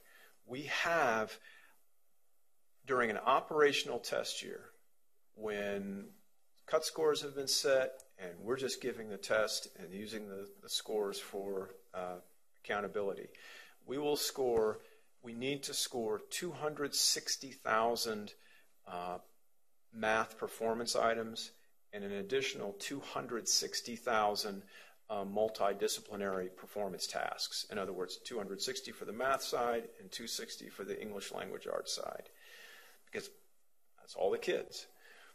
This year, we didn't mandate it. We took volunteers because all we needed was to validate the rubric. Marianne has been up here before talking about that. We just need enough to validate the rubric to see that things are going well. So we have plenty to that. We have, I think the last numbers that I saw were 30,000 for each. So if there's a question, and again, I wish I had some precision around this comment, but I don't. But I thought, in the interest of transparency, I owed this board this comment. We don't know what this is going to look like next year when everyone is required to score and we have the requisite of 260,000, because right now, just volunteer. KU is working on some machine scored options for the math, trying to leverage some technology that's out there. But we're able to do what we needed to do this year. But when the question is, will we have everything in place? How will the field respond next year? It's a question mark. We do know some really good news is that it is not taking the time to grade those things that that we anticipated. They're very quickly done. So that would be 260,000 ELA and 260,000 math. yes, sir. So basically 520,000. Yes, sir. Okay.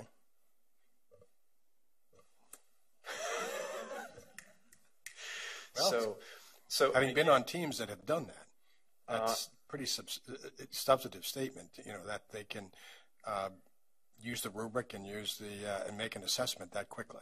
So scoring has gone very, very well. Lots, in fact, anecdotally, and I didn't want to steal Marianne's thunder. When she's here next month, she'll be able to. She has no small number of comments from the field talking about how well this has gone. Again, we're relying on a distributed scoring model that is patented, for lack of a better word, copyrighted.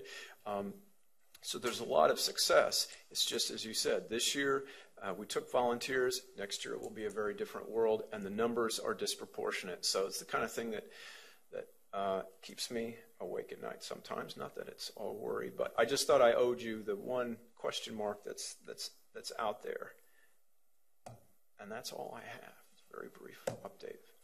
Well, great. The two things that I heard, one is that testing went well. None of the issues, problems, concerns, disasters of last year, you know, the system worked. And yes, obviously we would have heard in the press if it hadn't. You know, the issue of outside, what did we call that, disruptive last year, that was from outside the country, and yes, seems to have been managed well. Because I imagine that continues. And it has hit other states. Yes, I've read about it. It's had very significant effects in other states. So from the technical side, and then the other side, we're moving briskly into the scoring as well as in the cut scores, and that'll be coming up. And you're anticipating in August that you'd be back here. Yes. Okay.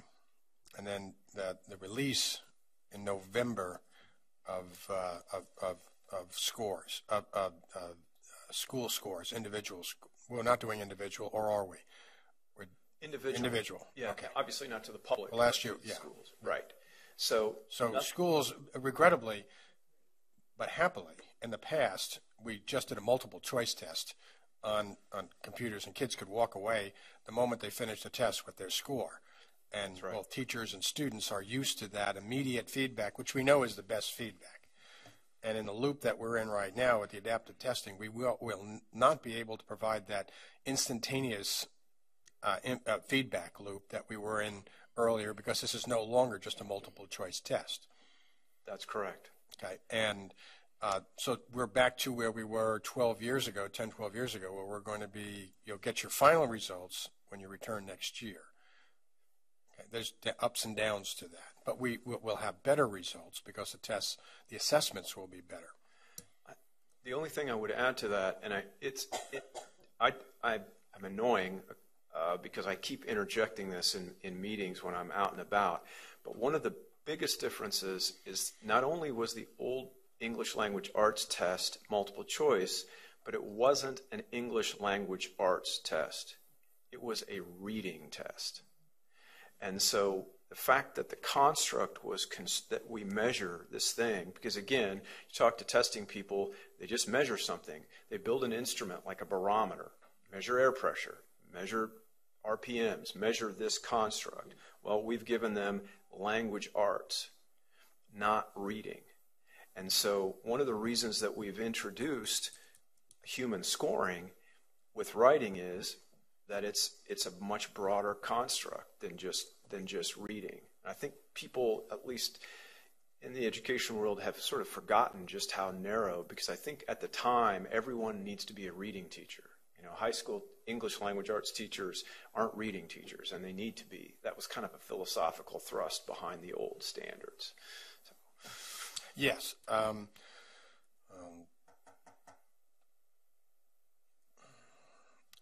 There's another issue I want to bring up, and I lost it. But I'll be back. Kathy Bush. Thank you, Mr. Chair. Thank you for your update, Scott. Sure. It's helpful. On the slide for the Assessment Advisory Council. Yes. With the assessment report design and format, this is something CETE will design, and then the advisory council will look at it That's correct. and give feedback on it. That's correct. Is there a thought of having some parents take a look at the format of this? Indeed. Because they'll be our ultimate consumer of it. And in fact, that how that is going to take place, it's out there. I think, in fact, Kate, I shouldn't speak for them, but I think they've already had some focus groups meet. Okay. And it's interesting because they're doing this both in Alaska. They have a contract with Alaska, and some of the comments that there's been a debate about colors on this thing, and I don't care much about color because at the business end of it, I keep telling folks it's going to be printed in black and white often, in grayscale. So you have to. That's the kind of thing we have to be very watchful. A parent issue, and so Alaska has a number of parents that have weighed in, that have made a number of interesting comments that easily generalize across the whole population. Standard error has been tricky for us because the ethics, and there is a sort of an industry standard that's sort of an ethical thing that I'm obliged. For example, if I were to get a blood test or some other sort of test, and there is an error measure, error band around that, plus or minus, I'm required, the people reporting are required to put that on the report, just to let you know that your blood pressure may be, because of this particular test, plus or minus 3 to 10 points, and that makes sense. I would want to know that if I got the test results. So we're planning to put those on the reports for parents, but it creates a density of text. It's the kind of thing that, you come home from work and you get this thing in the mail and you think, oh my gosh, you see that and I don't want to read that. So that's an example of something that is from parents, but actually from Alaska that we're kicking around. So I just think it'd be helpful to have folks view it that are going to use the information. Absolutely. And you're right, when the parents look at it, they want it quick, to have a quick view, and right. They don't want to be in the weeds. Yeah, and that's you're absolutely right. I think, and keeping them out of the weeds is, especially in this business, is a really tricky thing. And that's the other thing. We don't have a policy in place. I mean, we're just kind of going step by step. It might be that the Assessment Advisory Council says exactly that. Our advice is that you bring this to a group of, parents. We'll go find them. We'll bring parents in from each of the 40 districts that are represented on this group, which is great. Yeah. So there's nothing secure or private at this point about these reports. There's no data on them, obviously, or anything, so we can get them out. Right. And then on the last slide, I just want to clarify. I think I understand this. I just want to make sure.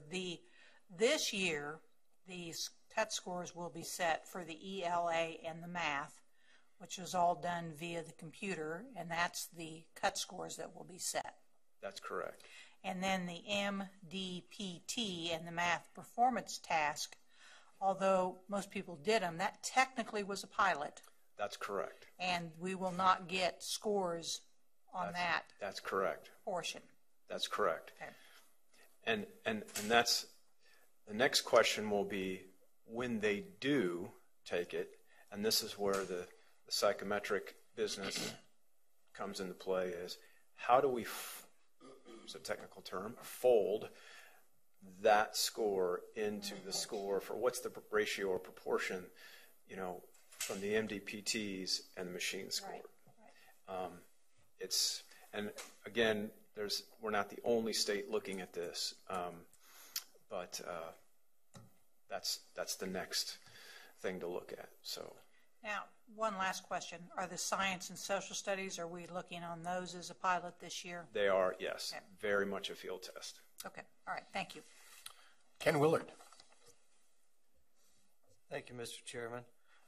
I have a couple of questions. I've been reading a lot about large numbers of students around the country parents pulling them out of assessments for Park and Smarter Balance. A lot of pushback on this assessments movement. What are we experiencing? Are we hearing anything like that? Nothing to the, it's interesting that you mention that because CCSSO, there are two groups that are subcommittees of, I think, ultimately under CCSSO, are developing policies right now as to how to deal with the pullouts because the number is increasing. I don't have any numbers to show you, but in terms of phone calls and requests, we haven't experienced an uptick in anything beyond what we've seen in the past. My 2 cents on that issue would be, again, it's the combination of the test and the accountability system that the test is inserted in that creates, and I'm speaking as a parent for just a second, it does for me too. So for example, here's a Dibbles test, early reading diagnostic. You get the results. If I as a parent know that those results are going to be used for my child is not a means to some other end, I tend to welcome that test. But as soon as I say, we're going to add an additional purpose onto that and use it into some accreditation system over here, that's when things get, and I think for me, in terms of the greatest numbers of pull-out requests, and in Kansas, my standard response, and it's difficult, is when parents call is, we don't really have policy in place that says, well, you have to write a letter or you have to do this to seek an exemption. My 2 cents is always visit with your school administrator, and because that's really where you need to start, and you're out. That's really all you need to do. And then I always provide a follow-up call to the administrator to say, hey, this call came in, and I want you to know that I encourage this parent to communicate with you to talk about their concerns. And I really think that's important because, they may have very legitimate concerns, but we haven't seen an uptick in that. The highest number, I guess finish my point, was when the AYP targets were sky high. Mm-hmm. When the schools were really under the gun to get 85% of the kids to pass, the idea was that there was just a lot of pressure in the schools, and I think there was pushback from that. I know there was.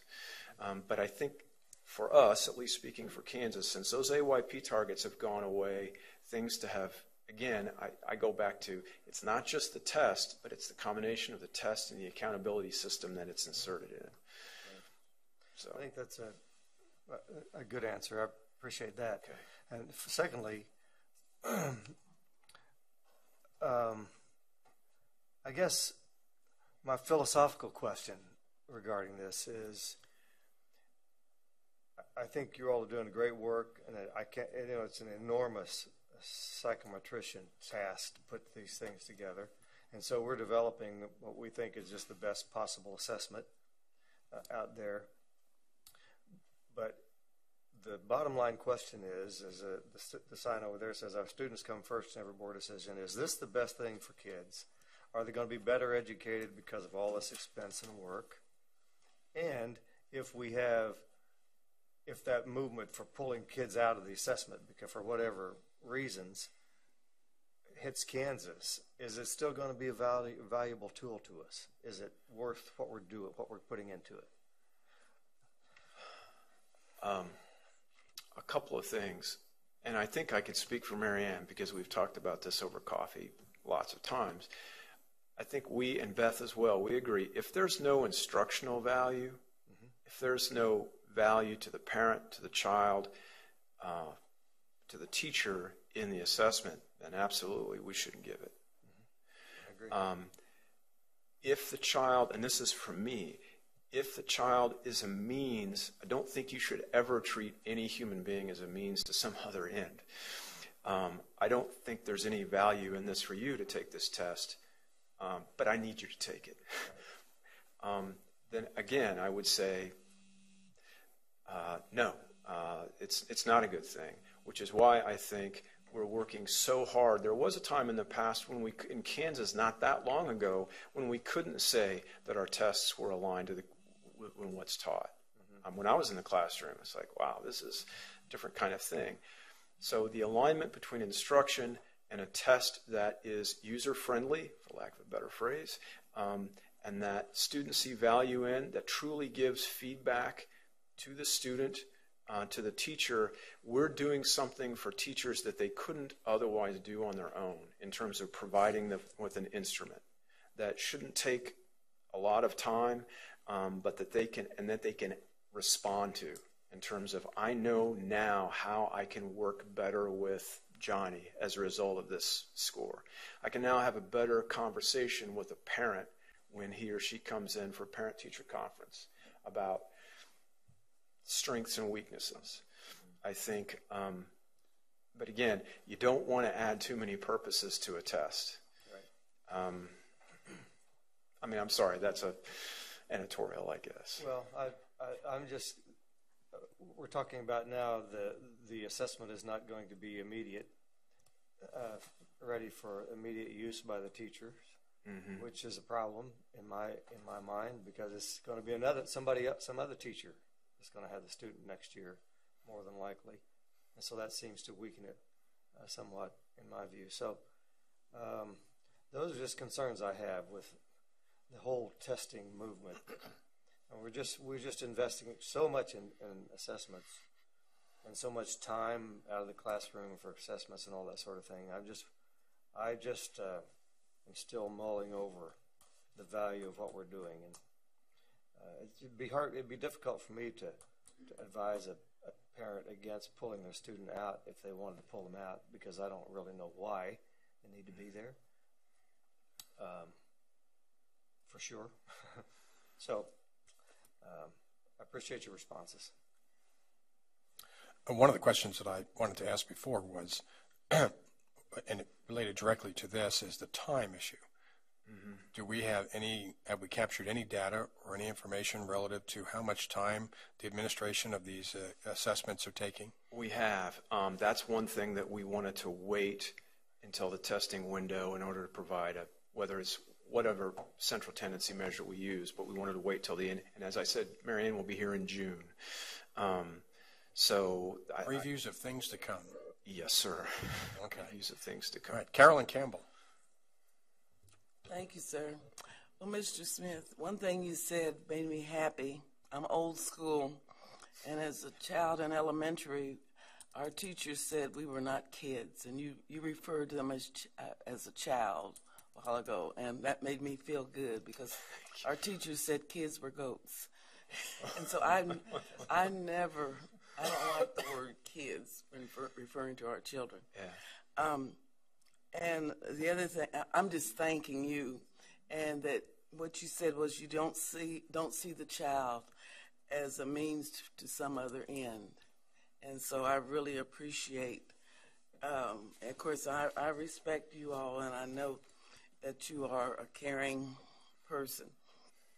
My question is, the Kansas Assessment Advisory Council, who makes that up? I'm not. It's it's a good question. It does have bylaws, but it's entirely open. Anybody who would really, when I say open, we mean open to any district. We look for testing coordinators, and obviously in some smaller schools, people are doing double duty. You might be the principal and the testing coordinator. So we have regional representation taken care of, but if the question is what type of human being is sitting at the table, they're test coordinators. And again, we don't turn anybody away. Oh, oops, gosh, just spilled my water. We don't turn anyone away. So if you say, I'm from St. Francis and I want to be here, and so you can come on down. Excuse me, can I ask another question? Yeah, so how large is the council presently? 36 districts, I think. So And it's also, I'd say this of George Abel, I think, is the person who's here. We tend to be, test coordinators have the test coordinator view of things. And so we always try to balance, not to say that that's their only view, but that's typically how we approach them.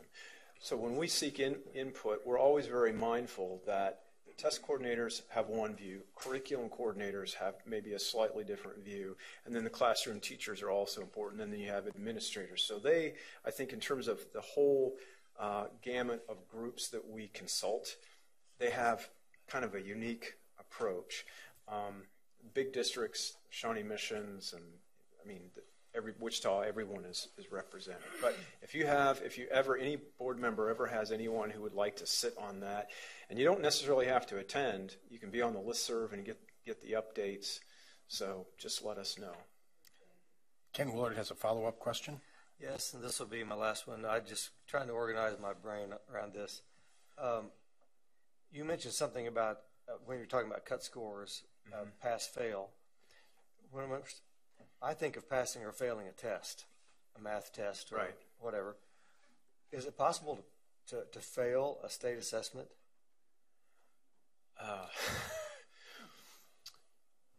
Let me think about that. Well, the answer that we give in the field is you don't fail it. It tells us where you are in the continuum of learning and where you need to be improving. Relative to the standards, yes. So, and that was probably a poor choice of words on my part. So what we have is we have performance categories that are not yet named. So again, on a criterion reference test, and each of those performance categories has a range. So there is, if you want to think about failing, which again is probably a poor choice of words, there is a lowest performance category range, which means relative to this criterion of knowledge, you could say we're going to measure the Civil War or we're going to measure something. You have this level of knowledge, which is low. And we have to set, at certain point, a mark in there whereby we say if you attain this rank or this score, you are on track to being college and career ready. Okay. And below that, no. Okay. Thank you. I just think, board, we sure ought to take just a moment and just to thank the school districts. I think they've done a whale of a job doing this new. And you notice that May 12th, 10 more days, in essence, schools will be pretty well over with for most students. There's an exception, but most of them will be over. I think the school districts have done a masterful job this year in some challenging situations. Well, to those in the field, as well as those at KSDE and KU, and quite frankly, I last year when things seemed to be falling apart, this board also needs to be commended for staying the course, and I know the concerns about, and Ken, I've read about those in other states, and from Oregon to Washington to Maryland and Georgia, and if it hadn't worked this year,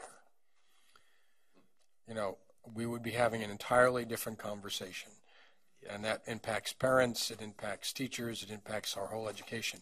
Whether we agree or we don't agree with the testing, we're handed that responsibility right now. And we'll continue the national debate of whether this is the best route to go. But the reality is that when providing our services to our constituent groups, which are the students, and to the teachers, and we did a great job, and they responded by doing a great job as well. So the state of Kansas needs to celebrate and be proud of what just took place over these last several months. The difference between this year and last year, night and day. And Scott, to you and Marianne and your leadership, thank you as well. We're going to take a 10-minute, well, let's go till 10 after 11 and return. Thank you very much for your patience as board members. And we shall return to the Kansas Learning Network. And it's 10 after. That's the 2.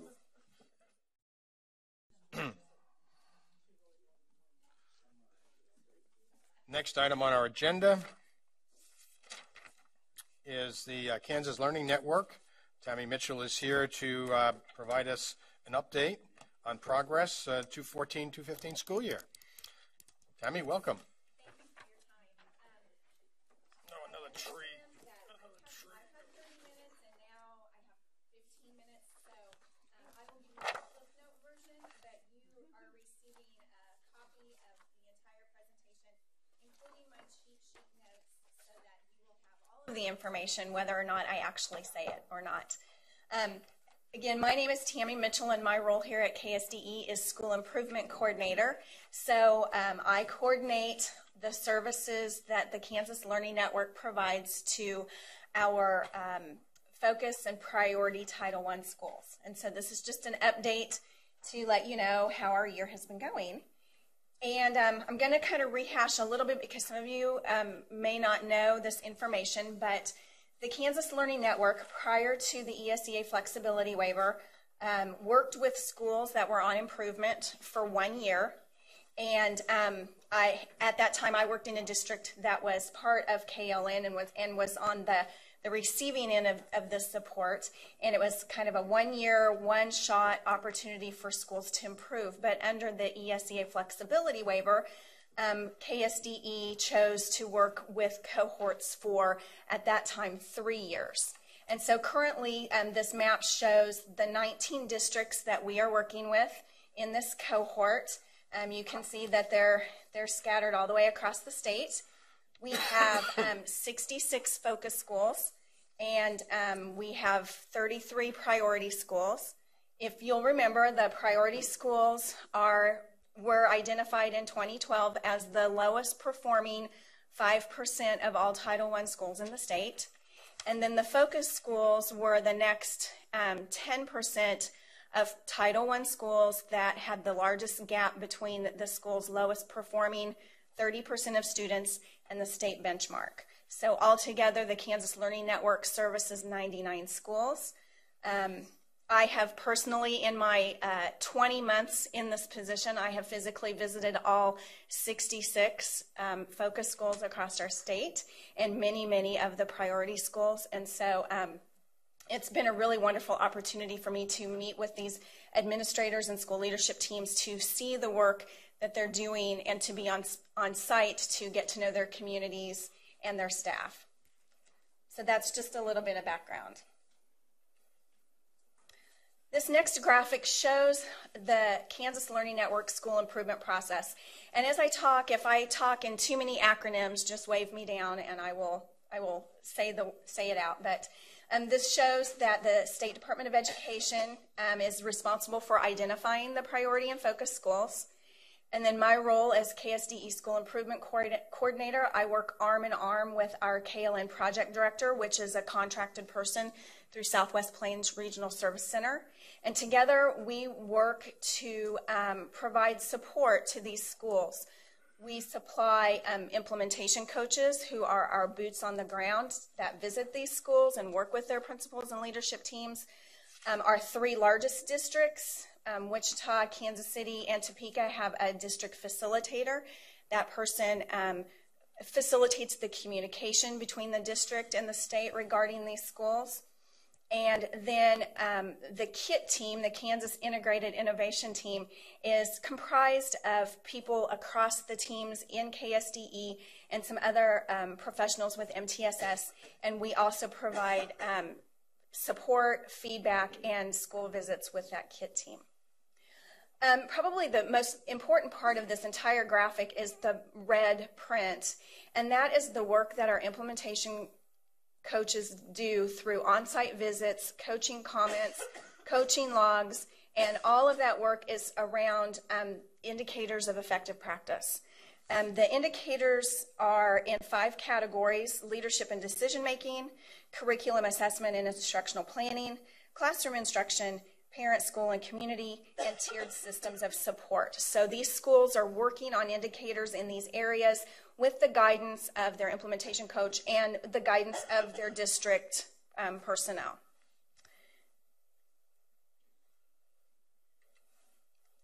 So one of the biggest questions over these last 3 years is, in the absence of state assessment data, how do we know if these schools are improving?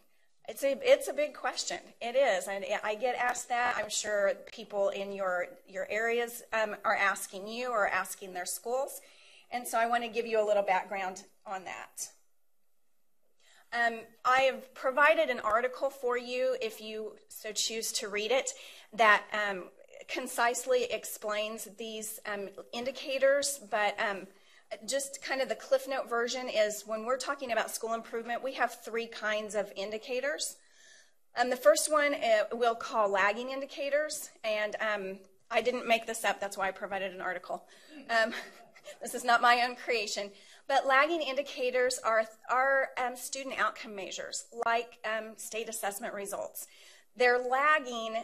That's not a bad term. It just means that those results come a long time after whatever changes are taking place. So say you have a 3rd grade student that you know in October is having trouble in reading, and they don't take a state assessment until spring, and the school doesn't get those results until fall. You're talking an entire year from the time when you first suspected a student was having difficulty.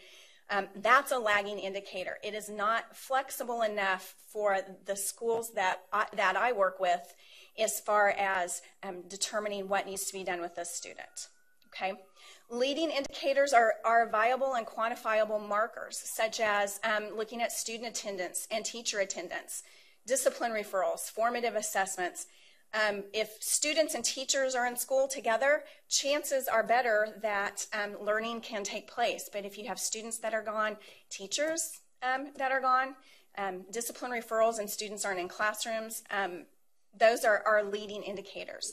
And then the work that we do with Turnaround is indicators of effective practice. And these are research-proven activities that successful turnaround schools implement that are predictive of student growth. And so that is what our work centers around. So this slide, I'm not going to read it to you, but across all 99 schools for the past 3 years, this is our indicator data. And while these are kind of interesting, what's really beautiful is that in our Kansas Star tool, which is a free tool for all of our schools to use, districts can go in and they can see all of this data for their schools. So they can log in and see, are the leadership teams meeting? What are they talking about? What kinds of tasks are being completed? What kinds of indicators of effective practice are being completed? They can also have total and open access to all of the coaching comments, the coaching logs, and the feedback that we provide for our state. So it is a completely transparent tool where schools record their information, they keep track of it, we provide feedback, coaches provide feedback, and districts can peek in at any time to see what their schools are doing. So I said that I have visited all of the focus schools in the state, and that is true. We drew a line across Kansas between Salina and Hutchinson. And last year, I visited all of the focus schools in the northern half of the state, from Kansas City to Logan. And then this year, I wanted to get to the ones I hadn't been to, and so I went to all of the ones in the southern half of the state, literally from the Missouri line to the Colorado line. So I've seen the whirlwind tour of Kansas, but we collected some data. The person... Our KLN project director visited the schools this year that I didn't go to. So we collected data from all 66 visits, and we asked 3 open-ended questions. So this is qualitative data, but I wanted to share with you what we were able to extract from our notes. And we asked, what are the biggest benefits of the KLN process and using Kansas Star? Would you rate your experience with your implementation coach as positive or negative? And I guess this is another question embedded. What activities is your coach involved with? And then in what areas do you need more support? And I just wanted to quickly show you the results of that. So this slide indicates, remember this is qualitative, so we're pulling common themes, common words, common things that were said, and overwhelmingly the result of this is that using the Kansas Star tool in conjunction with the coaching process has become a valued process for discussing and organizing the school improvement work. This is a summary of data, but I can go back to every single school and tell you exactly what everybody said regarding this question. Rate your experience with your implementation coach. 93% said it was a positive experience. A few said it was a negative experience. Part of that means that we are making better matches between our coaches and our schools. But you can bet that when we do our KLN planning this summer, we're drilling down on this. We want to know, okay, why do these schools say that this experience has been negative? And what do we need to do about it? Could it be that we need to make a coaching change? Does that coach need more training? Or is that coach maybe doing a good job and pushing that school in a direction that they need to be pushed in, and yet, maybe there's some angst there. The activities performed by our implementation coaches when they go out are varied. We don't give a specific protocol as to what they must do. We want them to respond to the needs of the school. And so you can see that our coaches have very diverse skill sets, and they're used in diverse ways. And we are happy with this because our schools have diverse needs, and we need to be responsive to that.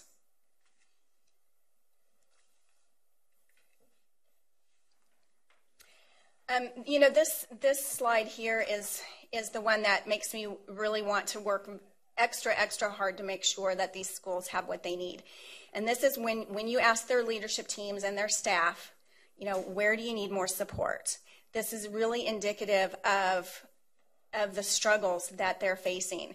And we have the opportunity to provide professional learning or connect them with additional professional learning for some of these things. We definitely see a need to provide more extensive tech support for this online tool that they are using. MTSS is also a huge need.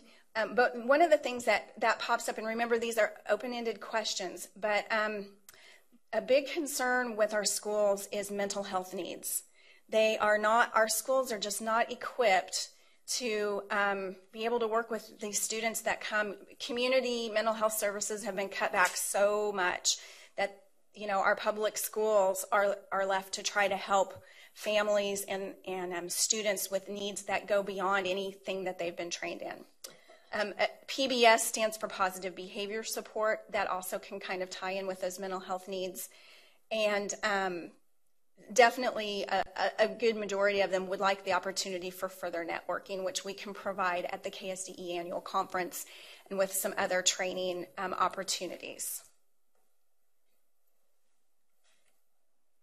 So this is just kind of an interesting visual way of looking to see. We took all of the comments from the visits. We put it in a Wordle, which is a program that, however many times that word comes up, it just is bigger. And so the strengths versus the needs from our KLN focus schools, it's pretty indicative that, the strengths are that they're getting help. They're working on indicators. They have a plan. They're focusing their work, and their needs are, they have staff needs. They have data needs. They have behavior. Hopefully, that's student behavior, not teacher behavior needs. So this was just a different and interesting way of showing and summarizing that data. So looking ahead. KSDE just submitted in March an ESEA flexibility waiver update. And so for next year, 2015-2016, in the waiver, it's called a monitoring year. Our focus and priority schools were going to initially be our customers for 3 years. We're extending it to this 4th year, calling it a monitoring year, with the same priority and focus schools, the same expectations, the same intensity of service from our implementation coaches and our state KIT team. All of these schools do receive federal 1003A school improvement funding, which is a little snippet of money to help them with some of these interventions that they're doing. Over the past 3 years, focus schools have received about $20,000 a year. Priority schools have received around $90,000 a year. We give that to the districts. The districts use that to support their schools. So they will continue to receive that 1003A grant funding. And we're hoping and talking with our schools to say, this is your opportunity to build sustainability. You've put some really great things in place.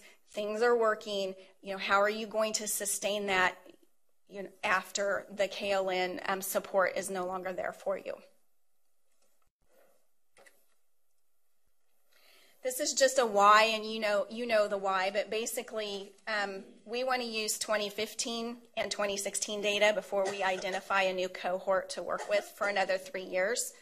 The U.S. Department of Ed would like for us as a state to identify a new cohort in January of 2016. So we're pushing back on that and saying, no, we will give you a new cohort in the summer of 2016 to begin intervention in 2016, 2017.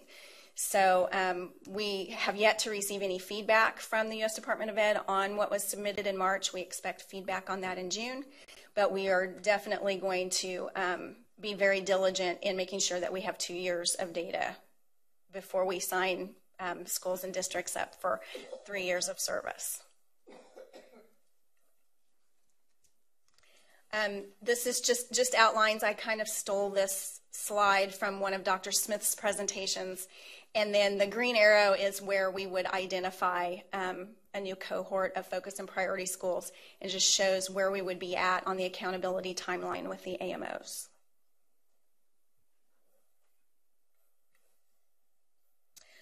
So in 2016, 2017, we would have a new KLN cohort of priority and focus schools. We would commit to supporting them for another 3 years. We would have schools that would maybe be new to the list that have never been a part of KLN, and they will have some specific needs that we will help and train and address. And then it is possible that some of the schools that are currently focus and priority schools would come up again as in need of more intervention, and so we would have tailored support to meet that need, so that if they've already been in KLN for 4 years and they're on the list again, they're not just getting the same thing. They will get a different level of support with more communication and support from the district.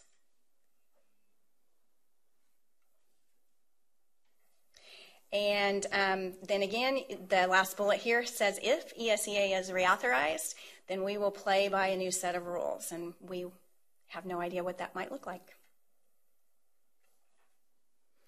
And I wanted to say a special thanks because everybody involved in this project to help our KLN districts and schools, of course, you, the State Board of Education, Brad, and the Division of Learning Services leadership, my assistant, Southwest Plains Regional Service Center, and South Central Kansas Educational Service Center, who partner with us to deploy the implementation coaches and pay them. Our cadre of very professional implementation coaches who are really our boots on the ground, our KIP members, and of course, special thanks to our districts and schools because they are really, really working their tails off to do great things for our kids. I mean children, not kids. So do you have any questions for me today? Thank you very much for your presentation. And we do have a couple of people signed up here. John Bacon. Thank you. My question, just real quick, if you could explain on your chart, I think it was our page 12, I don't know what that is for you, but areas of more support, and one of them was poverty simulation. What is that? Oh, it's really interesting. We were able to do this with some professional learning opportunities this year where we contracted with Southwest Plains Regional Service Center, and they have this program called a poverty simulation. It is absolutely engaging. They take the gym of a school and they bring in all of the staff and they assign people roles. So some are, like business members, and those tables are set up around the edge.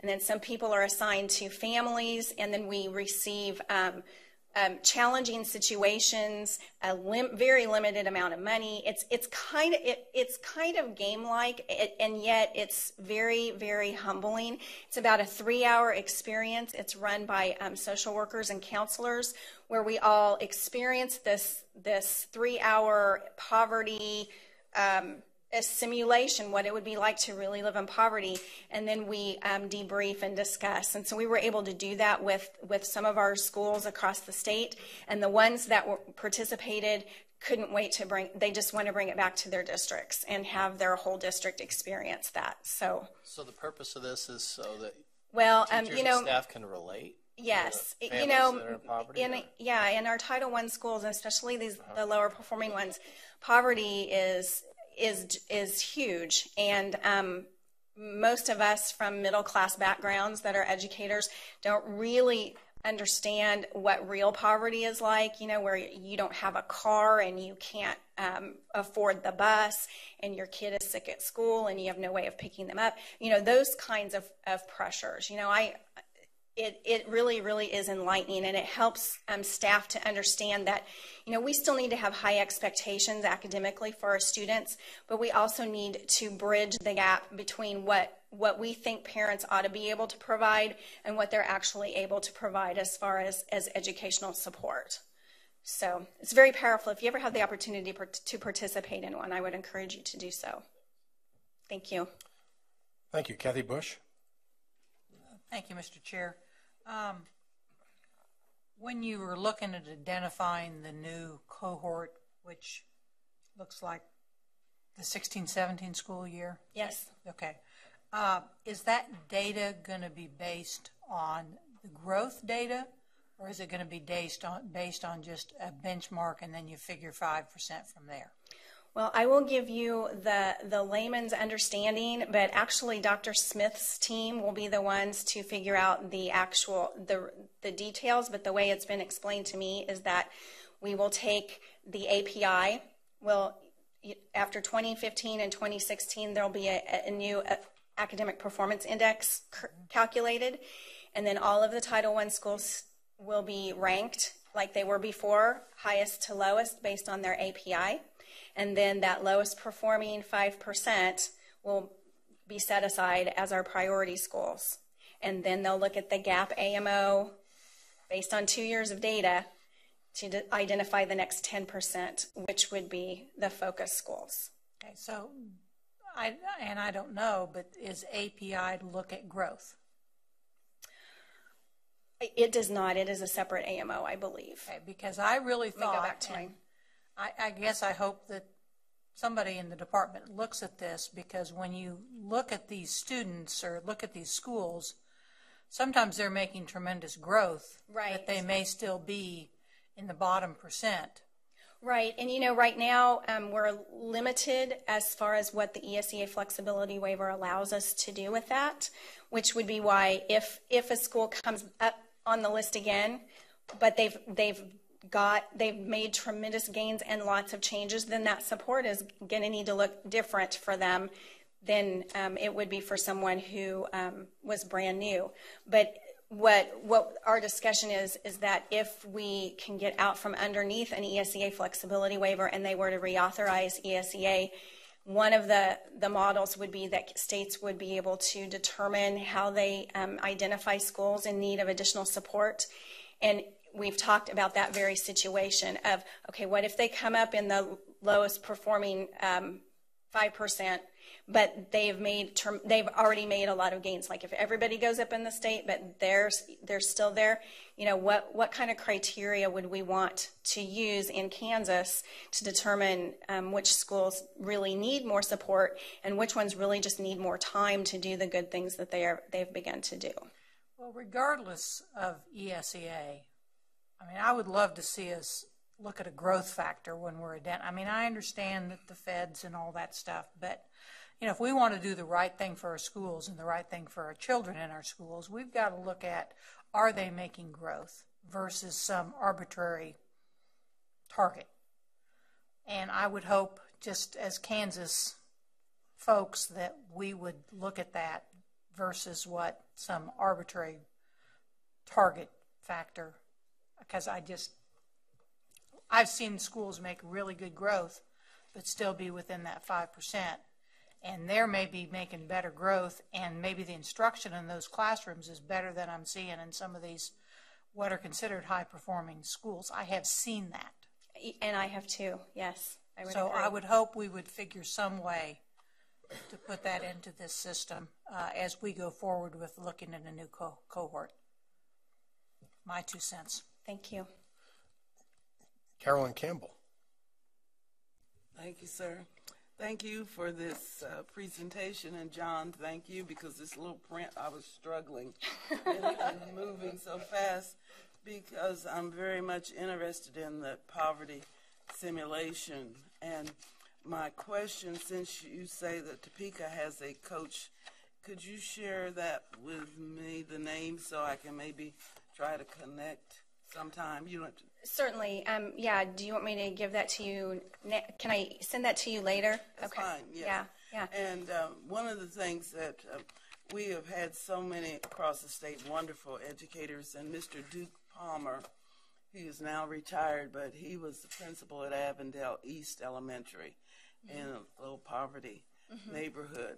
And what he did start of each year, he got a bus, paid for a bus, and he took all of his teachers around. Now, this is where John lives. And showed the teachers where these children lived, so that they could understand where the children were coming from. So I'm very much interested in that simulation. Well, and if you are interested in a poverty simulation, we will be doing, KLN will be providing more opportunities this next school year. If you're interested, I could get you that information, and maybe you could hop over and attend when one takes place in your area. I'm sure they'd love to have you. Dina Horst. Thank you. I've been trying to remember what K-Star or Kansas Star is, and oh, sure. Could you kind of address what that that support is for yes, and in fact, depending on our time, Mr. Dennis, I could, if we have internet access, I could pop on and show it to you. But he's not. No, he's not, is he? Nick, do we have internet on this? Okay. I'll just pop on and show you just kind of a brief little, just show you this tool real quick.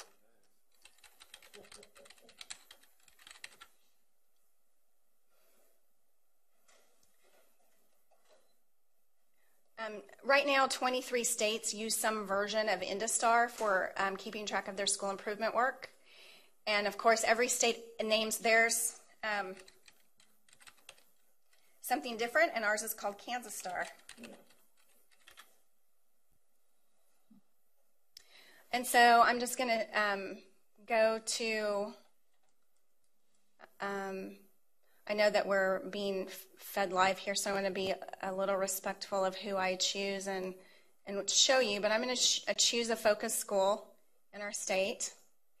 And what we can see is a dashboard, and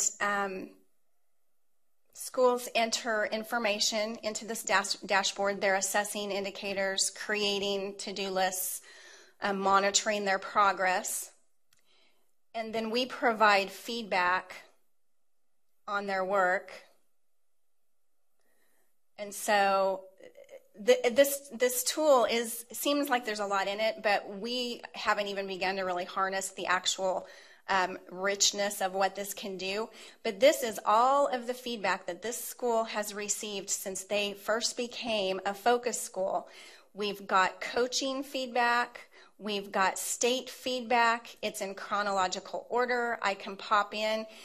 The nice thing about this is not only does a school have all of this data, but if you have a new principal coming into a focus or priority school and they want to know what has the work been like so far, they can pop in and they can see all of this. So, for instance, here was some feedback that our team provided in the winter. And there's a report that talks about their indicators, comments. This is just a rubric, a feedback form. It's not the plan itself, but we can provide that feedback. There's also their coaching logs, like their coach was just there on May the 7th, and we can pop in and see who attended at the meeting, what they were talking about under leadership and decision making, curriculum assessment and instructional planning, classroom instruction, parent, school, and community. So the numbers are the actual indicators of effective practice and what their progress is. But also, it's a good way for us to keep track of, what are the coaches' next steps, what does the principal promise to work on between now and the next visit, and when is the next meeting scheduled. So all of that is in there. And I will just kind of pop onto a report here.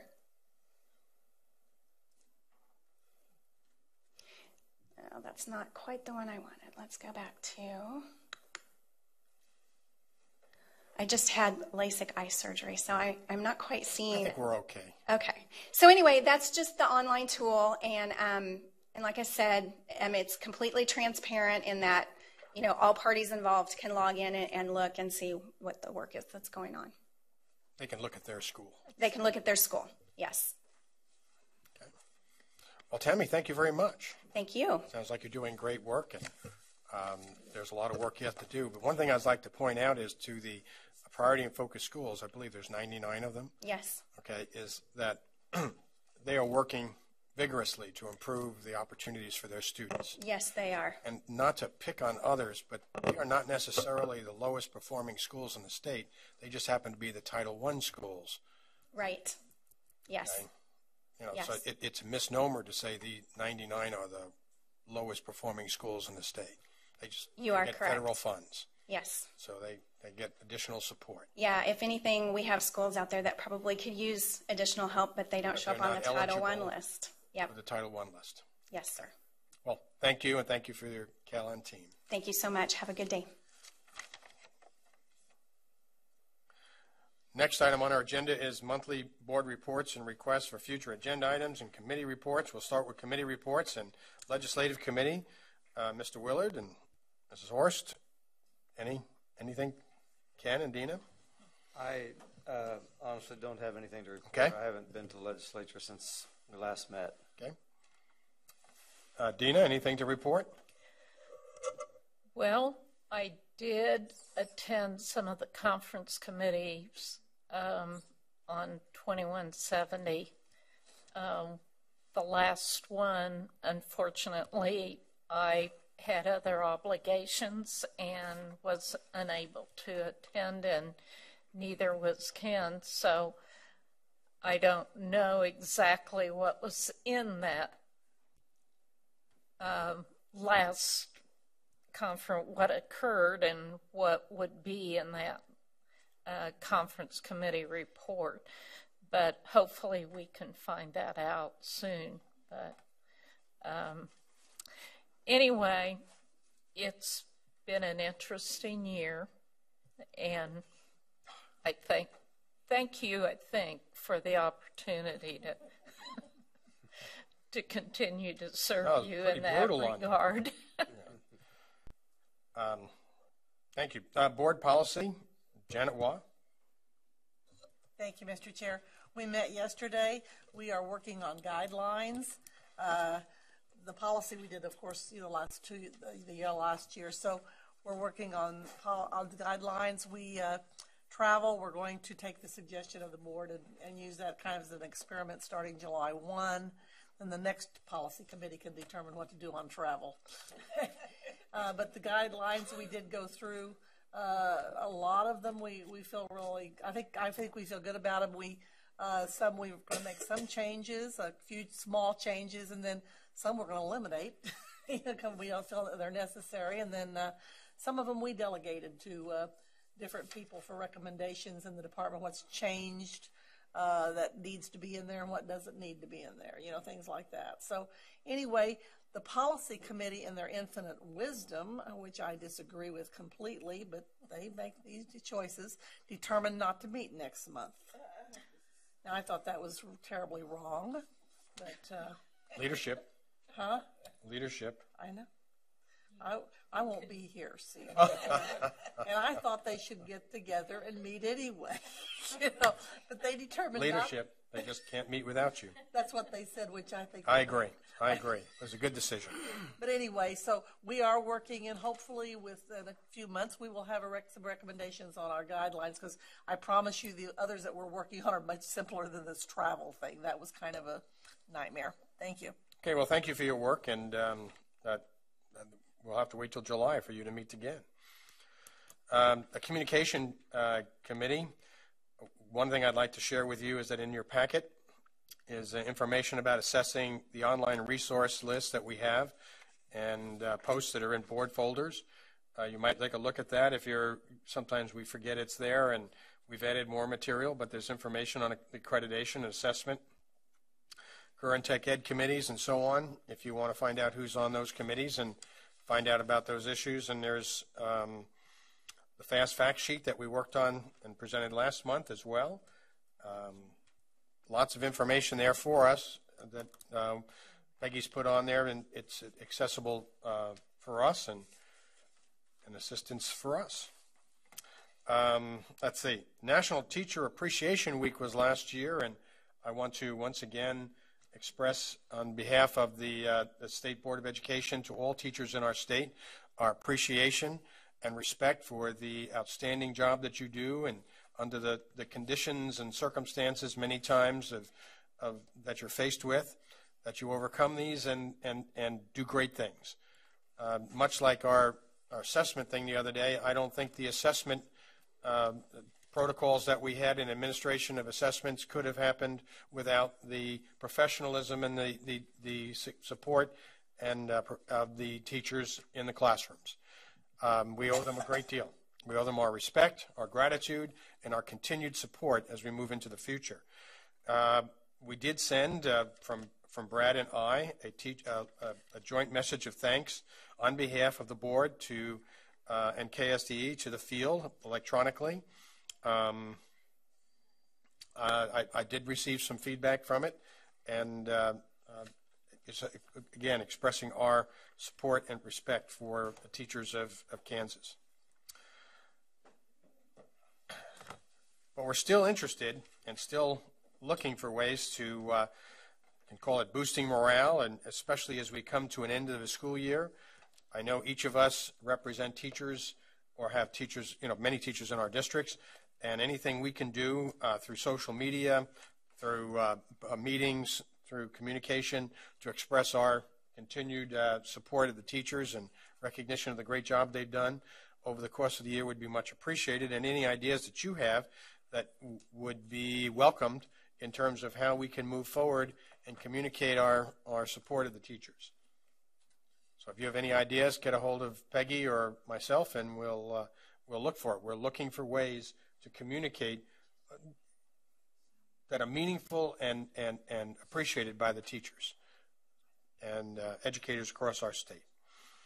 One of the things we're also looking at is to look at good news items that you have from your districts, that we sometimes don't hear until we come to board meetings. If something is happening in your district, a teacher is recognized, and we'll talk about a group here in a little bit, but if there's some things that have happened in your district, or even as those of us who are on the national boards, that we can bring back, that would be great.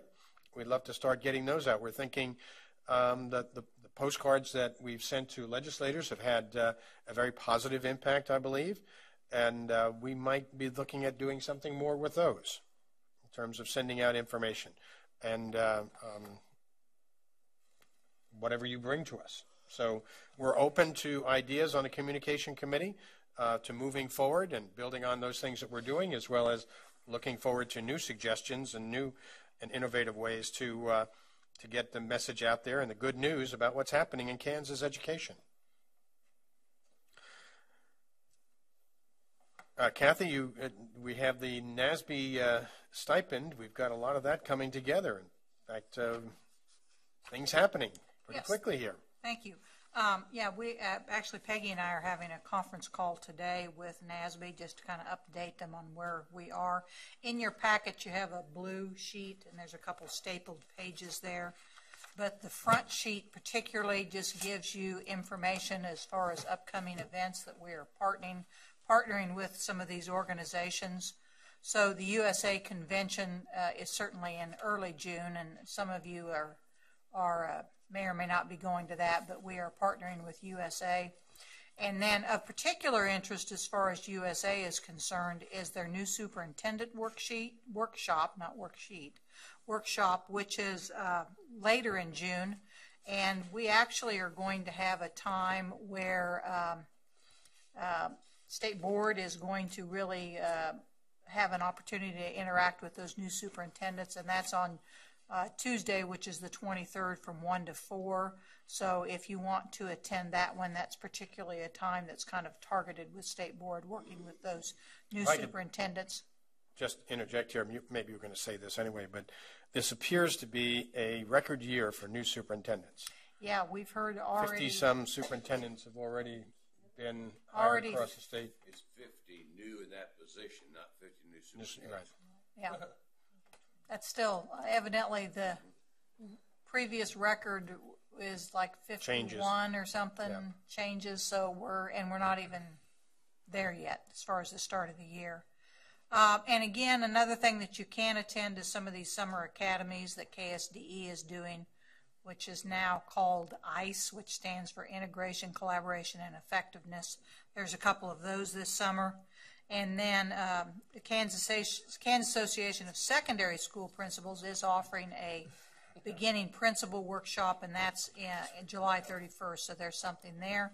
But the really big event that we're really kind of focusing on, that Dan Yunk was here yesterday about, was the Kelly workshop on September 10th, and that will be in Manhattan. That's actually the day after we've had a State Board meeting. So those of you who want to attend that, let Peggy know, and we are partnering with all of these various organizations to help support these new superintendents, and then in some instances some new principals. So we're looking forward to that work and continuing with that. The two items that we need to focus on with this stipend is, one, supporting school leaders, especially those in dual capacities, and you'll find out about that. If you have them in your area, or if they're going to be, combining their roles. I was quite frankly surprised at the number and some of the districts that were doing dual. Renwick, superintendent is also the principal at Garden Plain. So, that kind of information, and Peggy will be getting you the information when we know it of the superintendent changes. And identifying those that are new to the position, but also those that are new to being superintendents would be good to know as well. Again, with this, I'd like to share that, Janet, you'll be happy to know in your committee that we're covering the per diem and the expenses for participating in any of these activities, through the stipend, because and the focus here now is on us, that we get to know the school leaders, and I know all of us know many of the school leaders in our area already, but to have a greater understanding of the challenges and the skill sets and the things that they have to do on a daily basis, just understanding administration better. So that's a great stipend. It's made these groups, I think, feel like the board is more supportive already. So it's very positive, as we saw yesterday from Kelly and the representatives there. Thank you, Kathy. I move to the board attorney report, and Mark. Mr. Chairman, I'm pleased to report that the School for the Deaf has reached a tentative agreement on their negotiations, and so we're reviewing right now the red line version that was circulated this week to review and make sure that the language is all included and incorporated, and hope to circulate that to you in advance of the next meeting for approval, or at the latest would be July. But our intent is to get that ratified by the union and then presented to you for a vote at the next meeting. That's all I have, unless you have any questions regarding my monthly report. Any questions for Mark? Okay. Individual board member reports and requests. And why don't we start with Dina?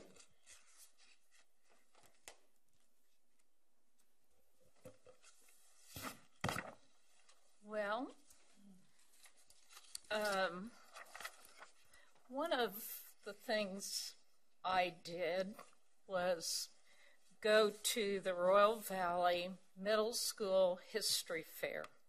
You want to know some things that are going on in schools.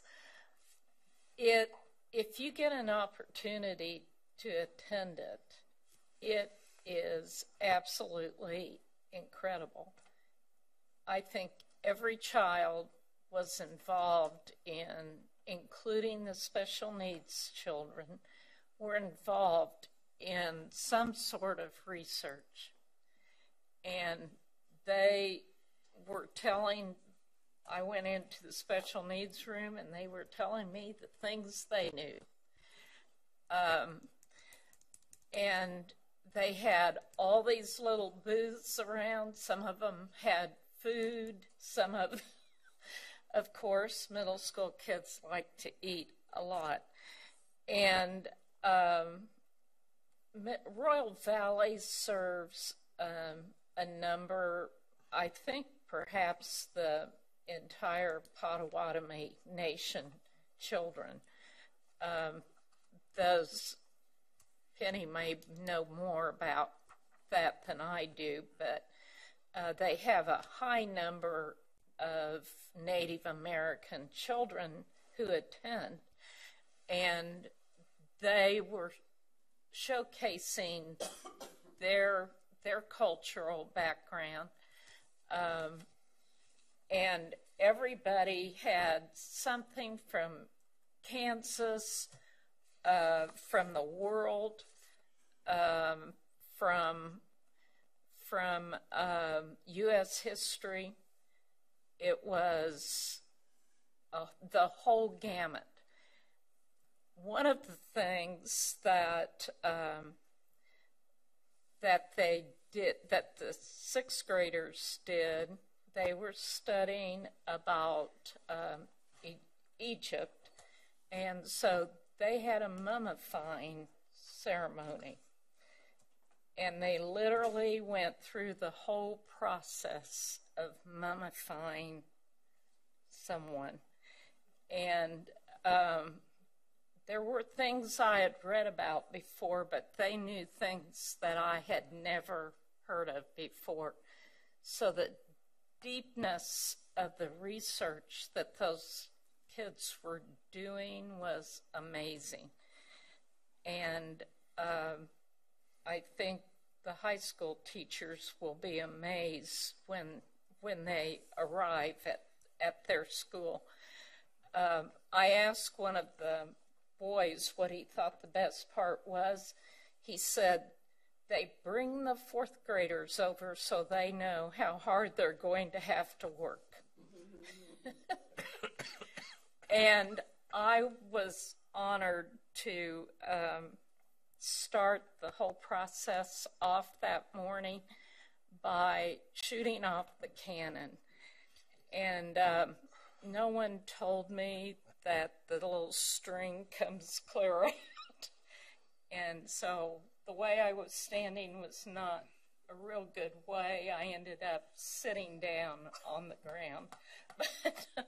And I guess there's a video, so it may be on YouTube. I have no idea.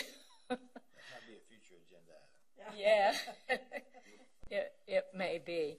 But it truly was a great experience to see what a great showcase of what students can do and how involved they get in learning if you give them the opportunity to do all that digging. And they were at the height of their glory, telling parents and those fourth graders what they knew, and me. So are we doing travel yet? No. Oh, okay. Requests, probably since we started doing, we had the music here, I'm wondering if maybe we shouldn't find out what other arts organizations, arts education organizations are doing as well.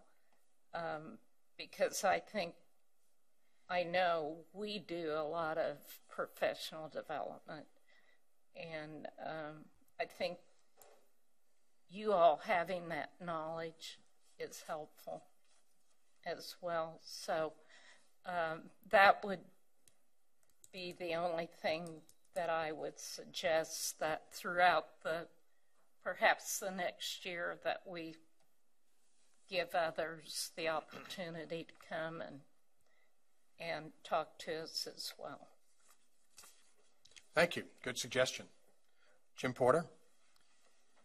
I attended I guess it was the first Chamber of Commerce visioning tour, and that was held in Pittsburgh. It was the attendance was very small, but the conversation was very powerful, and it gave us kind of a different perspective, and that'll all be part of the report, so I won't go into that. For future, I'm still very concerned about the issue of alternative certification, licensure. I would really like to have a report on exactly what is available through alternative licensure and what are the gaps that between what the innovative schools are asking for and what's available anyway. So I'd like to have that discussion at some point. Thank you. Thank you. Good suggestion. Janet Waugh?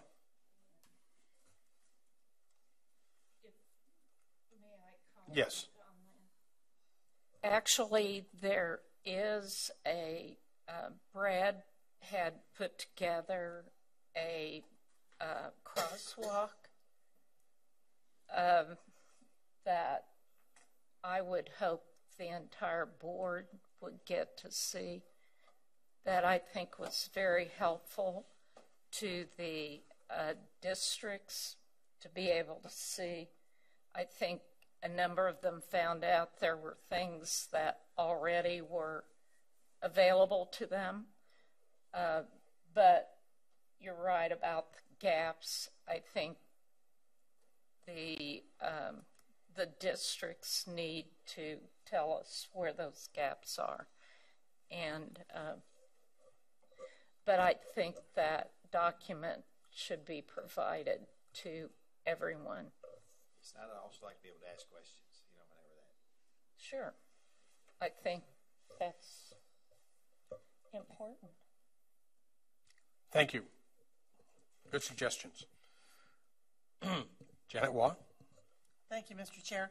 I attended the Governor's Scholars, and Dina and Jim and Carolyn were also there, and it was a wonderful time. I mean, that's kind of an exciting time, and I encourage, if you've never been, I encourage you to come. If you've been before, come again. And how did it work out? Was no meal this year? No meal this more year. More of a reception? No reception. No? Because there was no money. So, but I thought it went very well. I thought someone's commented they thought there were fewer students, but I'm not sure. That I haven't really heard of figures on that, so I'll be anxious to hear that. But it's still, I felt went very, very well. I was pleased. I just, to me that's kind of exciting to see those students.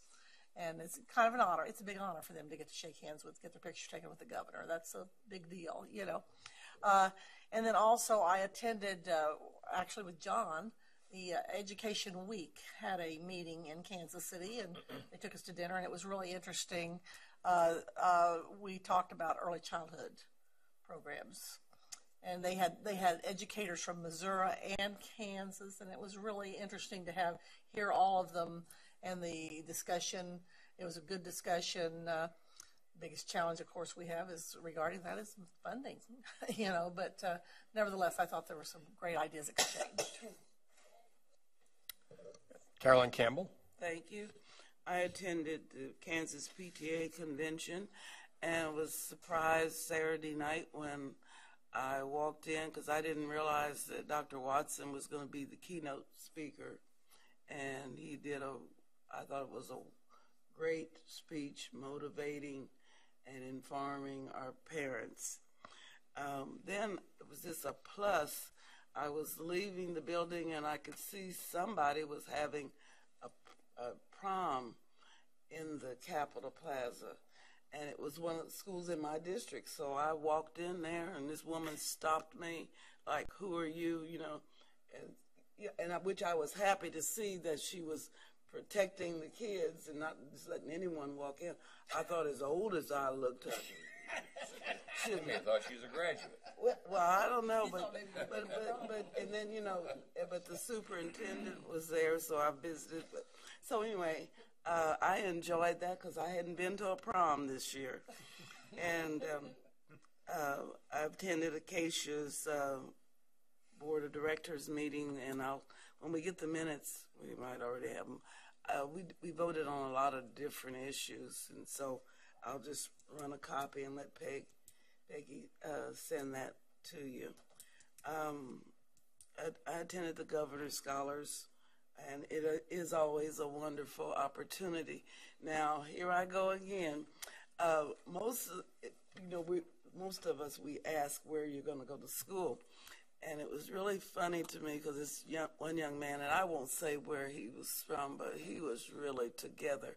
And my sister here, she asked him, or she tells me, "You come back to Kansas?" And so he said yes, he was coming, but I saw the look he gave. So, you know me, I stopped him and I said, "Now do what she said and come back to Kansas." I said, "I saw that look you gave." But you could just tell, by his persona that he's going to be somebody someday, and of course, and I won't even say what school, what college he's going to, because then that might, if he hears this. But anyway, I just thought it was really funny because that's our problem now in Kansas, that a lot of young people, when they graduate, they don't want to come back home as we would like for them to do. And then finally, I would like to have a follow-up on Mrs. Bailey and her problem with her school district with the bullying. And I think, maybe it's time for an annual report. Thank you. John Bacon? I really didn't have anything, but since Carolyn mentioned bullying, I have had a constituent complain to me about a school in my district that's where there's an issue, and I'm sure a lot of you have had conversations with constituents concerning bullying. So I would like to have a report on that as well. Nothing else. Thank you. Ken Willard? The highlight of my month was a trip that I made to the Philippine Islands. If you all watched me on Facebook, you saw some photographs there. We got to visit we got to visit some places that I had visited 45 years ago when I was in the Philippines. So it was a treat for me to get to go back. But we actually went to the island of Leyte, which is in the southern part of the islands, to the city of Dulag, which is right on the Leyte Gulf. And if you're remember your American history, that is the spot where MacArthur waded ashore when he returned to the Philippines. That's all commemorated there, where the troops first came ashore and raised the flag, and then there's a memorial put up where he and his entourage waded ashore, which is very nice. And then 45 years ago when I was there, I'll say this. I also visited, as you may remember, the islands were pretty much devastated by the largest typhoon in history back in August of 2013. So they're still trying to recover from that. We worked with a disaster response team that has been working on that recovery, and so we visited villages where actually entire villages that are displaced people who have not been able to and won't be able to go back to their homes, but they have set up villages for them, and so it was a kind of an emotional and moving experience to see all that. But 45 years ago when I was there, I visited a memorial to the Americans who were killed in that theater and found my uncle's name on a column at this memorial cemetery. So I asked about that. We had a day to tour in Manila, And they said, yes, we'll go there. So they drove us over there, and I got to visit that again. And the Filipino who took us had never been there. So he was really excited about it. It was a really neat experience for him. And then there was when I had toured there as a young sailor, we had visited a church that had a bamboo organ, the only one in the world, and was built in the early 1800s, finished up in 1820. It took 7 or 8 years to build it, and but it was not working when I was there, in 1970. But in 1972, they dismantled it, sent it to Germany for reconditioning, and it's back. And now they have big festivals every year and do concerts. So we got to go visit that church and see that organ. The church was built in the late 1700s, and the organ in the early 1800s. So just was a neat experience. Also got to do some work on a school. Their school, the public schools there, have 40 to 60 kids in a classroom. They're really in dire straits, and so the church that we were working with was helping to build an additional add-on to the school, some additional classrooms for the public schools, and so that was a neat experience. I didn't do much state board work, but I haven't turned in my travel yet, so I will for that visit to the school. So, just joking.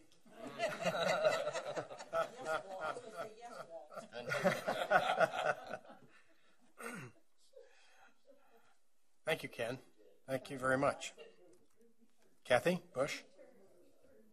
Well, I don't think I can top that, Ken. My visits were a little closer to home. I did visit a couple of my school districts in the past couple of weeks, really to talk about licensure, so I want to kind of tag on to what Jim had talked about and get some feedback from them and some input as far as, what are some of their issues that they're experiencing about licensure. And, and I look back at just the few years that I've been on this board, and the board has done a lot of work on licensure and has really, things have, I think, have gotten more streamlined. And I know the department has worked a lot on licensure also. And in addition to what Jim talked about as far as looking at some of the alternative ways, and I have seen that document that the department has created about licensure, and I think it's something that we all need to see, and also something that needs to get out to the various districts around the state, because I think there's a lot of districts that aren't aware of a lot of these alternatives that are available now for them. So I'd like to see a report on that, and I'd also like to see some conversation with us about the actual process that people go through when they get licensed. And because again, I know this process is better, but are there some things that we as an agency and as a board can do to help streamline the process? Maybe there's some ways to continue to look at that as we continue to try to figure out how we need to improve and that customer service piece. And then one other piece, and again, this is for the board to decide, but it's kind of a suggestion that I have, and it kind of fits within the out-of-state licensure piece. But when you have teachers who are already nationally board certified, they have gone through the process and they are highly, highly qualified. That's quite a rigorous process. I would like to see us at least look at, to me, these folks have gone through a rigorous process enough, and why don't they just become automatically licensed in the state of Kansas if they're moving to Kansas? I think that's a rigorous enough process that we should be able to allow those folks to be automatically licensed. And as part of this report, I'd also like to know, what are the states that we're reciprocal with as far as licensure is concerned? I know there are some, but is that something that I just think folks need to be a little more aware of that, because, we continue to have mobility throughout the country. So are there some things that we, in Kansas, still keeping our standards high? I don't think any of us are saying we don't want qualified teachers, but still keeping our standards high. But are there some things that we can look at to have this process for our folks, make it easier to get qualified people into the classroom? I don't want unqualified, I want qualified people. So that's kind of my piece. And then since we're probably going right into travel, since I'm the last one reporting. Can I do that or not? Let's wait, because I haven't given my report Okay, yet. all right. Very good. Thank you. Thank you all for your reports. Very informative. Always, we learn a lot. And the licensure issue is one that we really need to continue to stay on top of. And it has changed dramatically. And there was a presentation to the coalition regarding not just the documents distributed, but a presentation. And I think we could bring that presentation back to us, and it would be informative for us. And I do have to say, Kathy, that I agree 100%. Most of the state doesn't know about the changes that have been made that are to their benefit. You know, so we have a little bit of communication to do. Thank you. We have a little bit of action to take care of. Last month, we basically concurred that John Bacon should serve on the NASB Finance Committee, and Carolyn Campbell to serve on the NASB negotiation on Nominations Committee. Excuse me, Nominations Committee. When we announced these appointments last month, we probably need to vote on them. I think as part of our policy, looking back. So I would entertain a motion at this time that the board approve the John Bacon to serve on the NASB Finance Committee and Carolyn Campbell to serve on the Nominations Committee.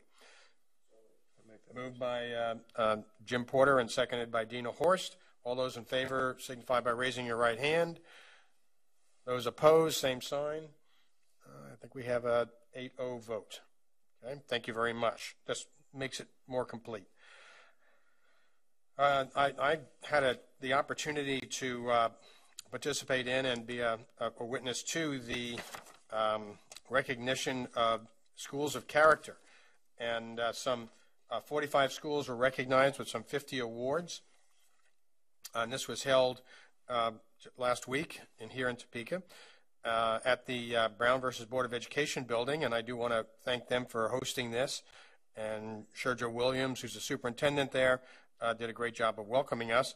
But last year we had Kansas Schools of Character, 3 that were basically recognized and sent forward to the national recognition, which were Pittsburgh High School, Complete High School in Mays, their alternative school, and McCarran Elementary School in Topeka here were schools recognized as schools of character. That's quite an achievement. We have several schools that are being recommended this year to the national as well, and we'll see in the next couple of days, weeks, I guess a week or so, or week and a half, 2 weeks, we'll find out how they went. It is important to recognize that these schools, whether they're the top winner in the Kansas Schools of Character or they're a Spotlight Award for doing something that's particularly good, we need to recognize them. We need to also check into and make sure we're gathering our data on bullying. But there are a lot of schools that are doing a lot of great things that need to be used as role models, and those schools are mentioned in here. And it was a great program. One of the highlights of the program, obviously, was we had 2 distinguished guests. Bill Snyder was supposed to be there to give the presentation. He was unable to attend because of some meetings that he had to go to for the Big 12, but he did give a video presentation, which was excellent on character and how character forms and leads to success, and his philosophy on the 16 traits of character development and goals for success. That was very, very informative.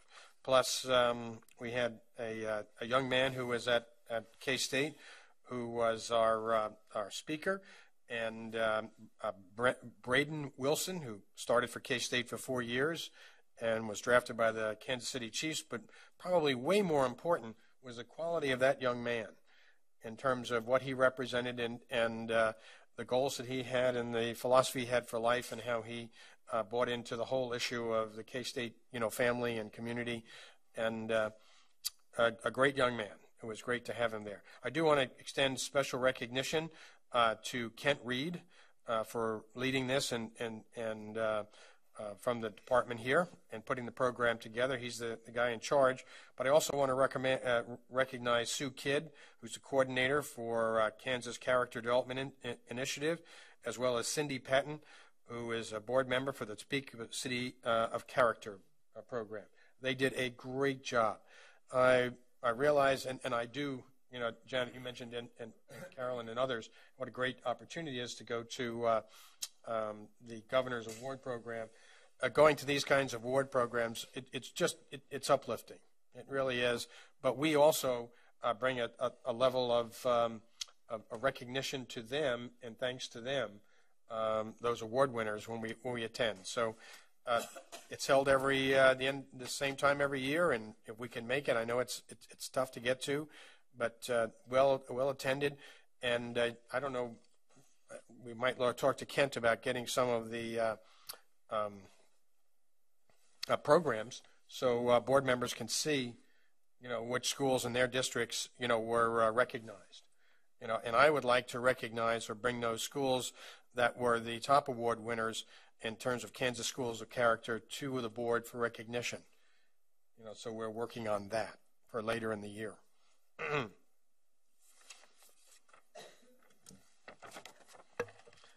I'd like to mention also in terms of recognition that we've all received an invitation to the Presidential Awards for Excellence in Math and Science Teaching Awards Dinner and Conference on June 22nd. And if you're interested in going to that, it's in your packet, but you can tell Peggy and she'll make sure we're registered.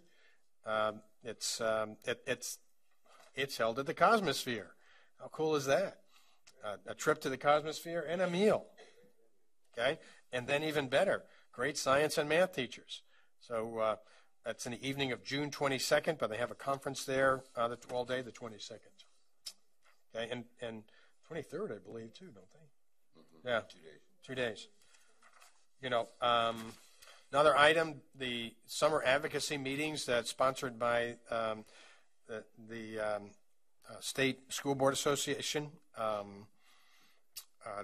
Mark Tallman was here yesterday to invite us to those from KSB, and I've looked at mine, and there's a whole list of them there. These are usually good programs, and a great way to connect with the local board members who attend these, as well as administrators and teachers who are present at these. So I'd encourage you to go to those as well.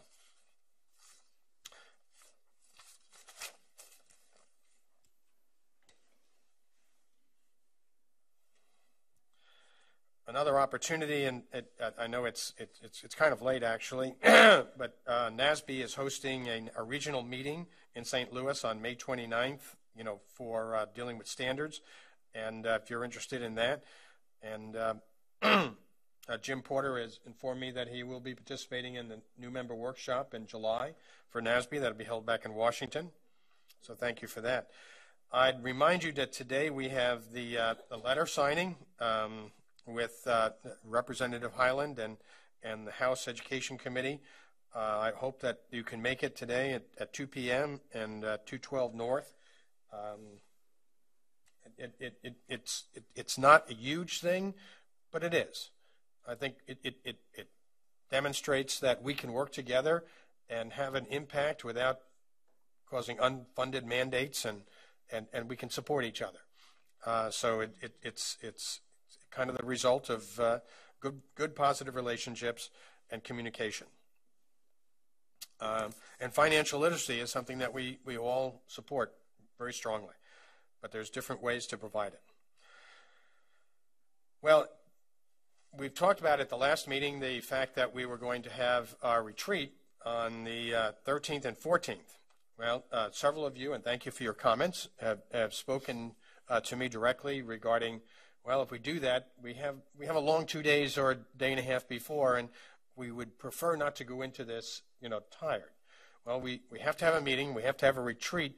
It is my recommendation, and I will work with Randy. We talked about it last night, and Brad and Dale and all the other people at KSDE, that we scale back and have a meeting on Tuesday and then have our retreat on Wednesday and possibly into Thursday.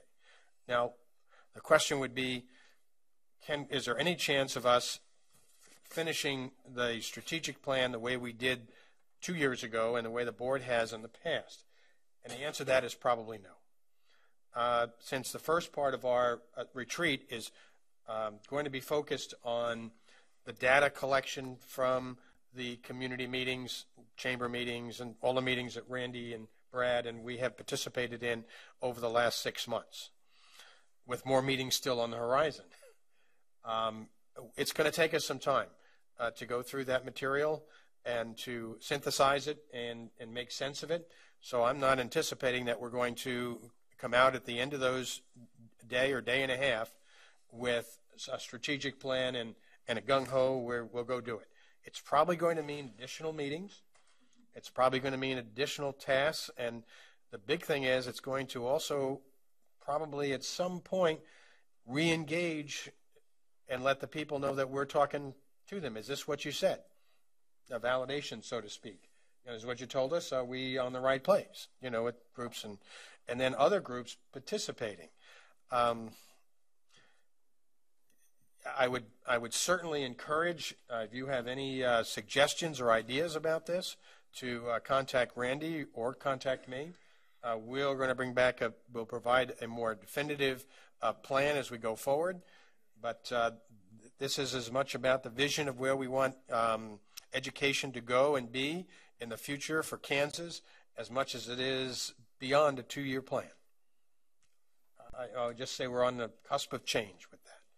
So we will get back. We recognize and thank you for your comments, that it's just too big an issue to spend a day and a half and work and then go into a session and think we're fresh and bring ideas. So this will be a first step in a process, and thank you for, we're going to change that and respond to your challenge to us, that we have a lot more energy and more focus when we go into it. Okay, last thing I have is and thank you for being patient. We have, 2 events about to occur. One is Brad has been a great interim commissioner. He has just done a great job. And we need to say thank you to him. And we are also in thinking, how do we welcome Randy? Now, he's already been working, so it's not like he's new to us and whatever, but we're looking at some kind of, in July, opportunity to recognize both at some way. So if you have any ideas on that, I'd love to hear them. Peggy and I and others, Sally, and those of you who want to participate, we're looking at recognizing both Brad for his outstanding service and transition, and Randy welcoming him as our new commissioner in July. Nothing big, nothing fancy, just make sure that they understand and appreciate, and and know that we appreciate and respect what they're doing and where we're moving forward. So something there as well. If you have any ideas, I'd love to hear them. Otherwise, the next item is travel. Is there any additions to the travel or changes that you want to post, for approval? Kathy? Yeah, mine's listed to have 3 days for the USA conference. I just want you to put 1 down for salary. I mean, I'll be there, but probably not all 3, so just 1. Okay. Other changes or Carolyn Campbell? I just found out yesterday that I need to put June the 18th for the NABSB nomination committee in Washington, D.C. 1 day for salary and I guess maybe some expense. Okay. Ken? I would like to put the event at the Cosmosphere on my calendar for the 22nd of June.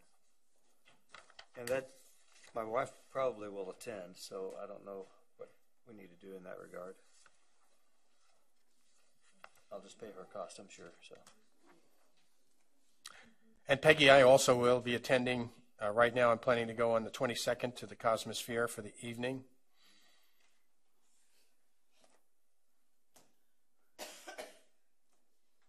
And probably the afternoon for the conference.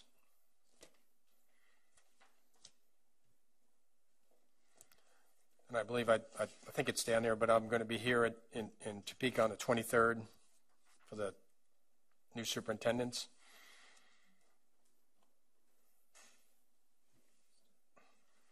And June 6th, there's going to be a KSB workshop here in town. June 6th.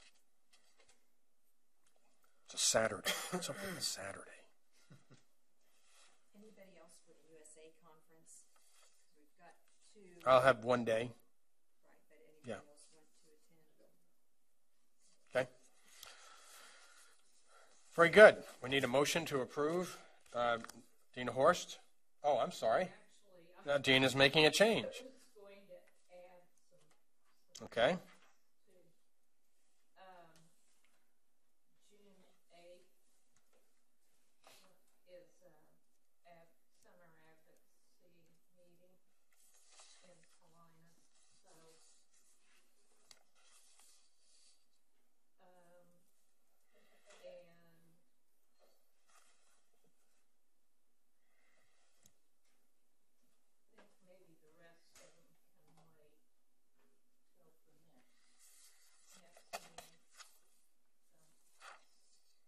Okay.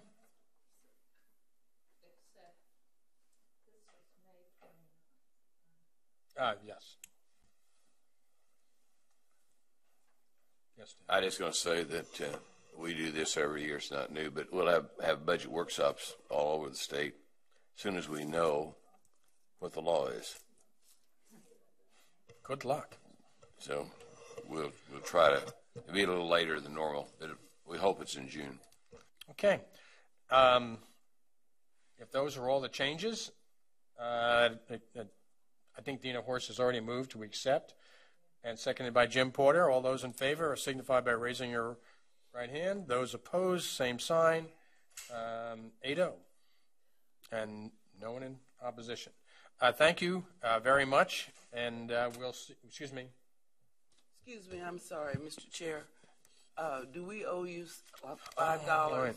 Well, yes. Okay. If you care to. Brad Newen-Swander's father-in-law passed away suddenly about, a week and a half ago. And I authorized Peggy to send flowers on behalf of the state board. And if you are so inclined, you're each, it'll be $5. And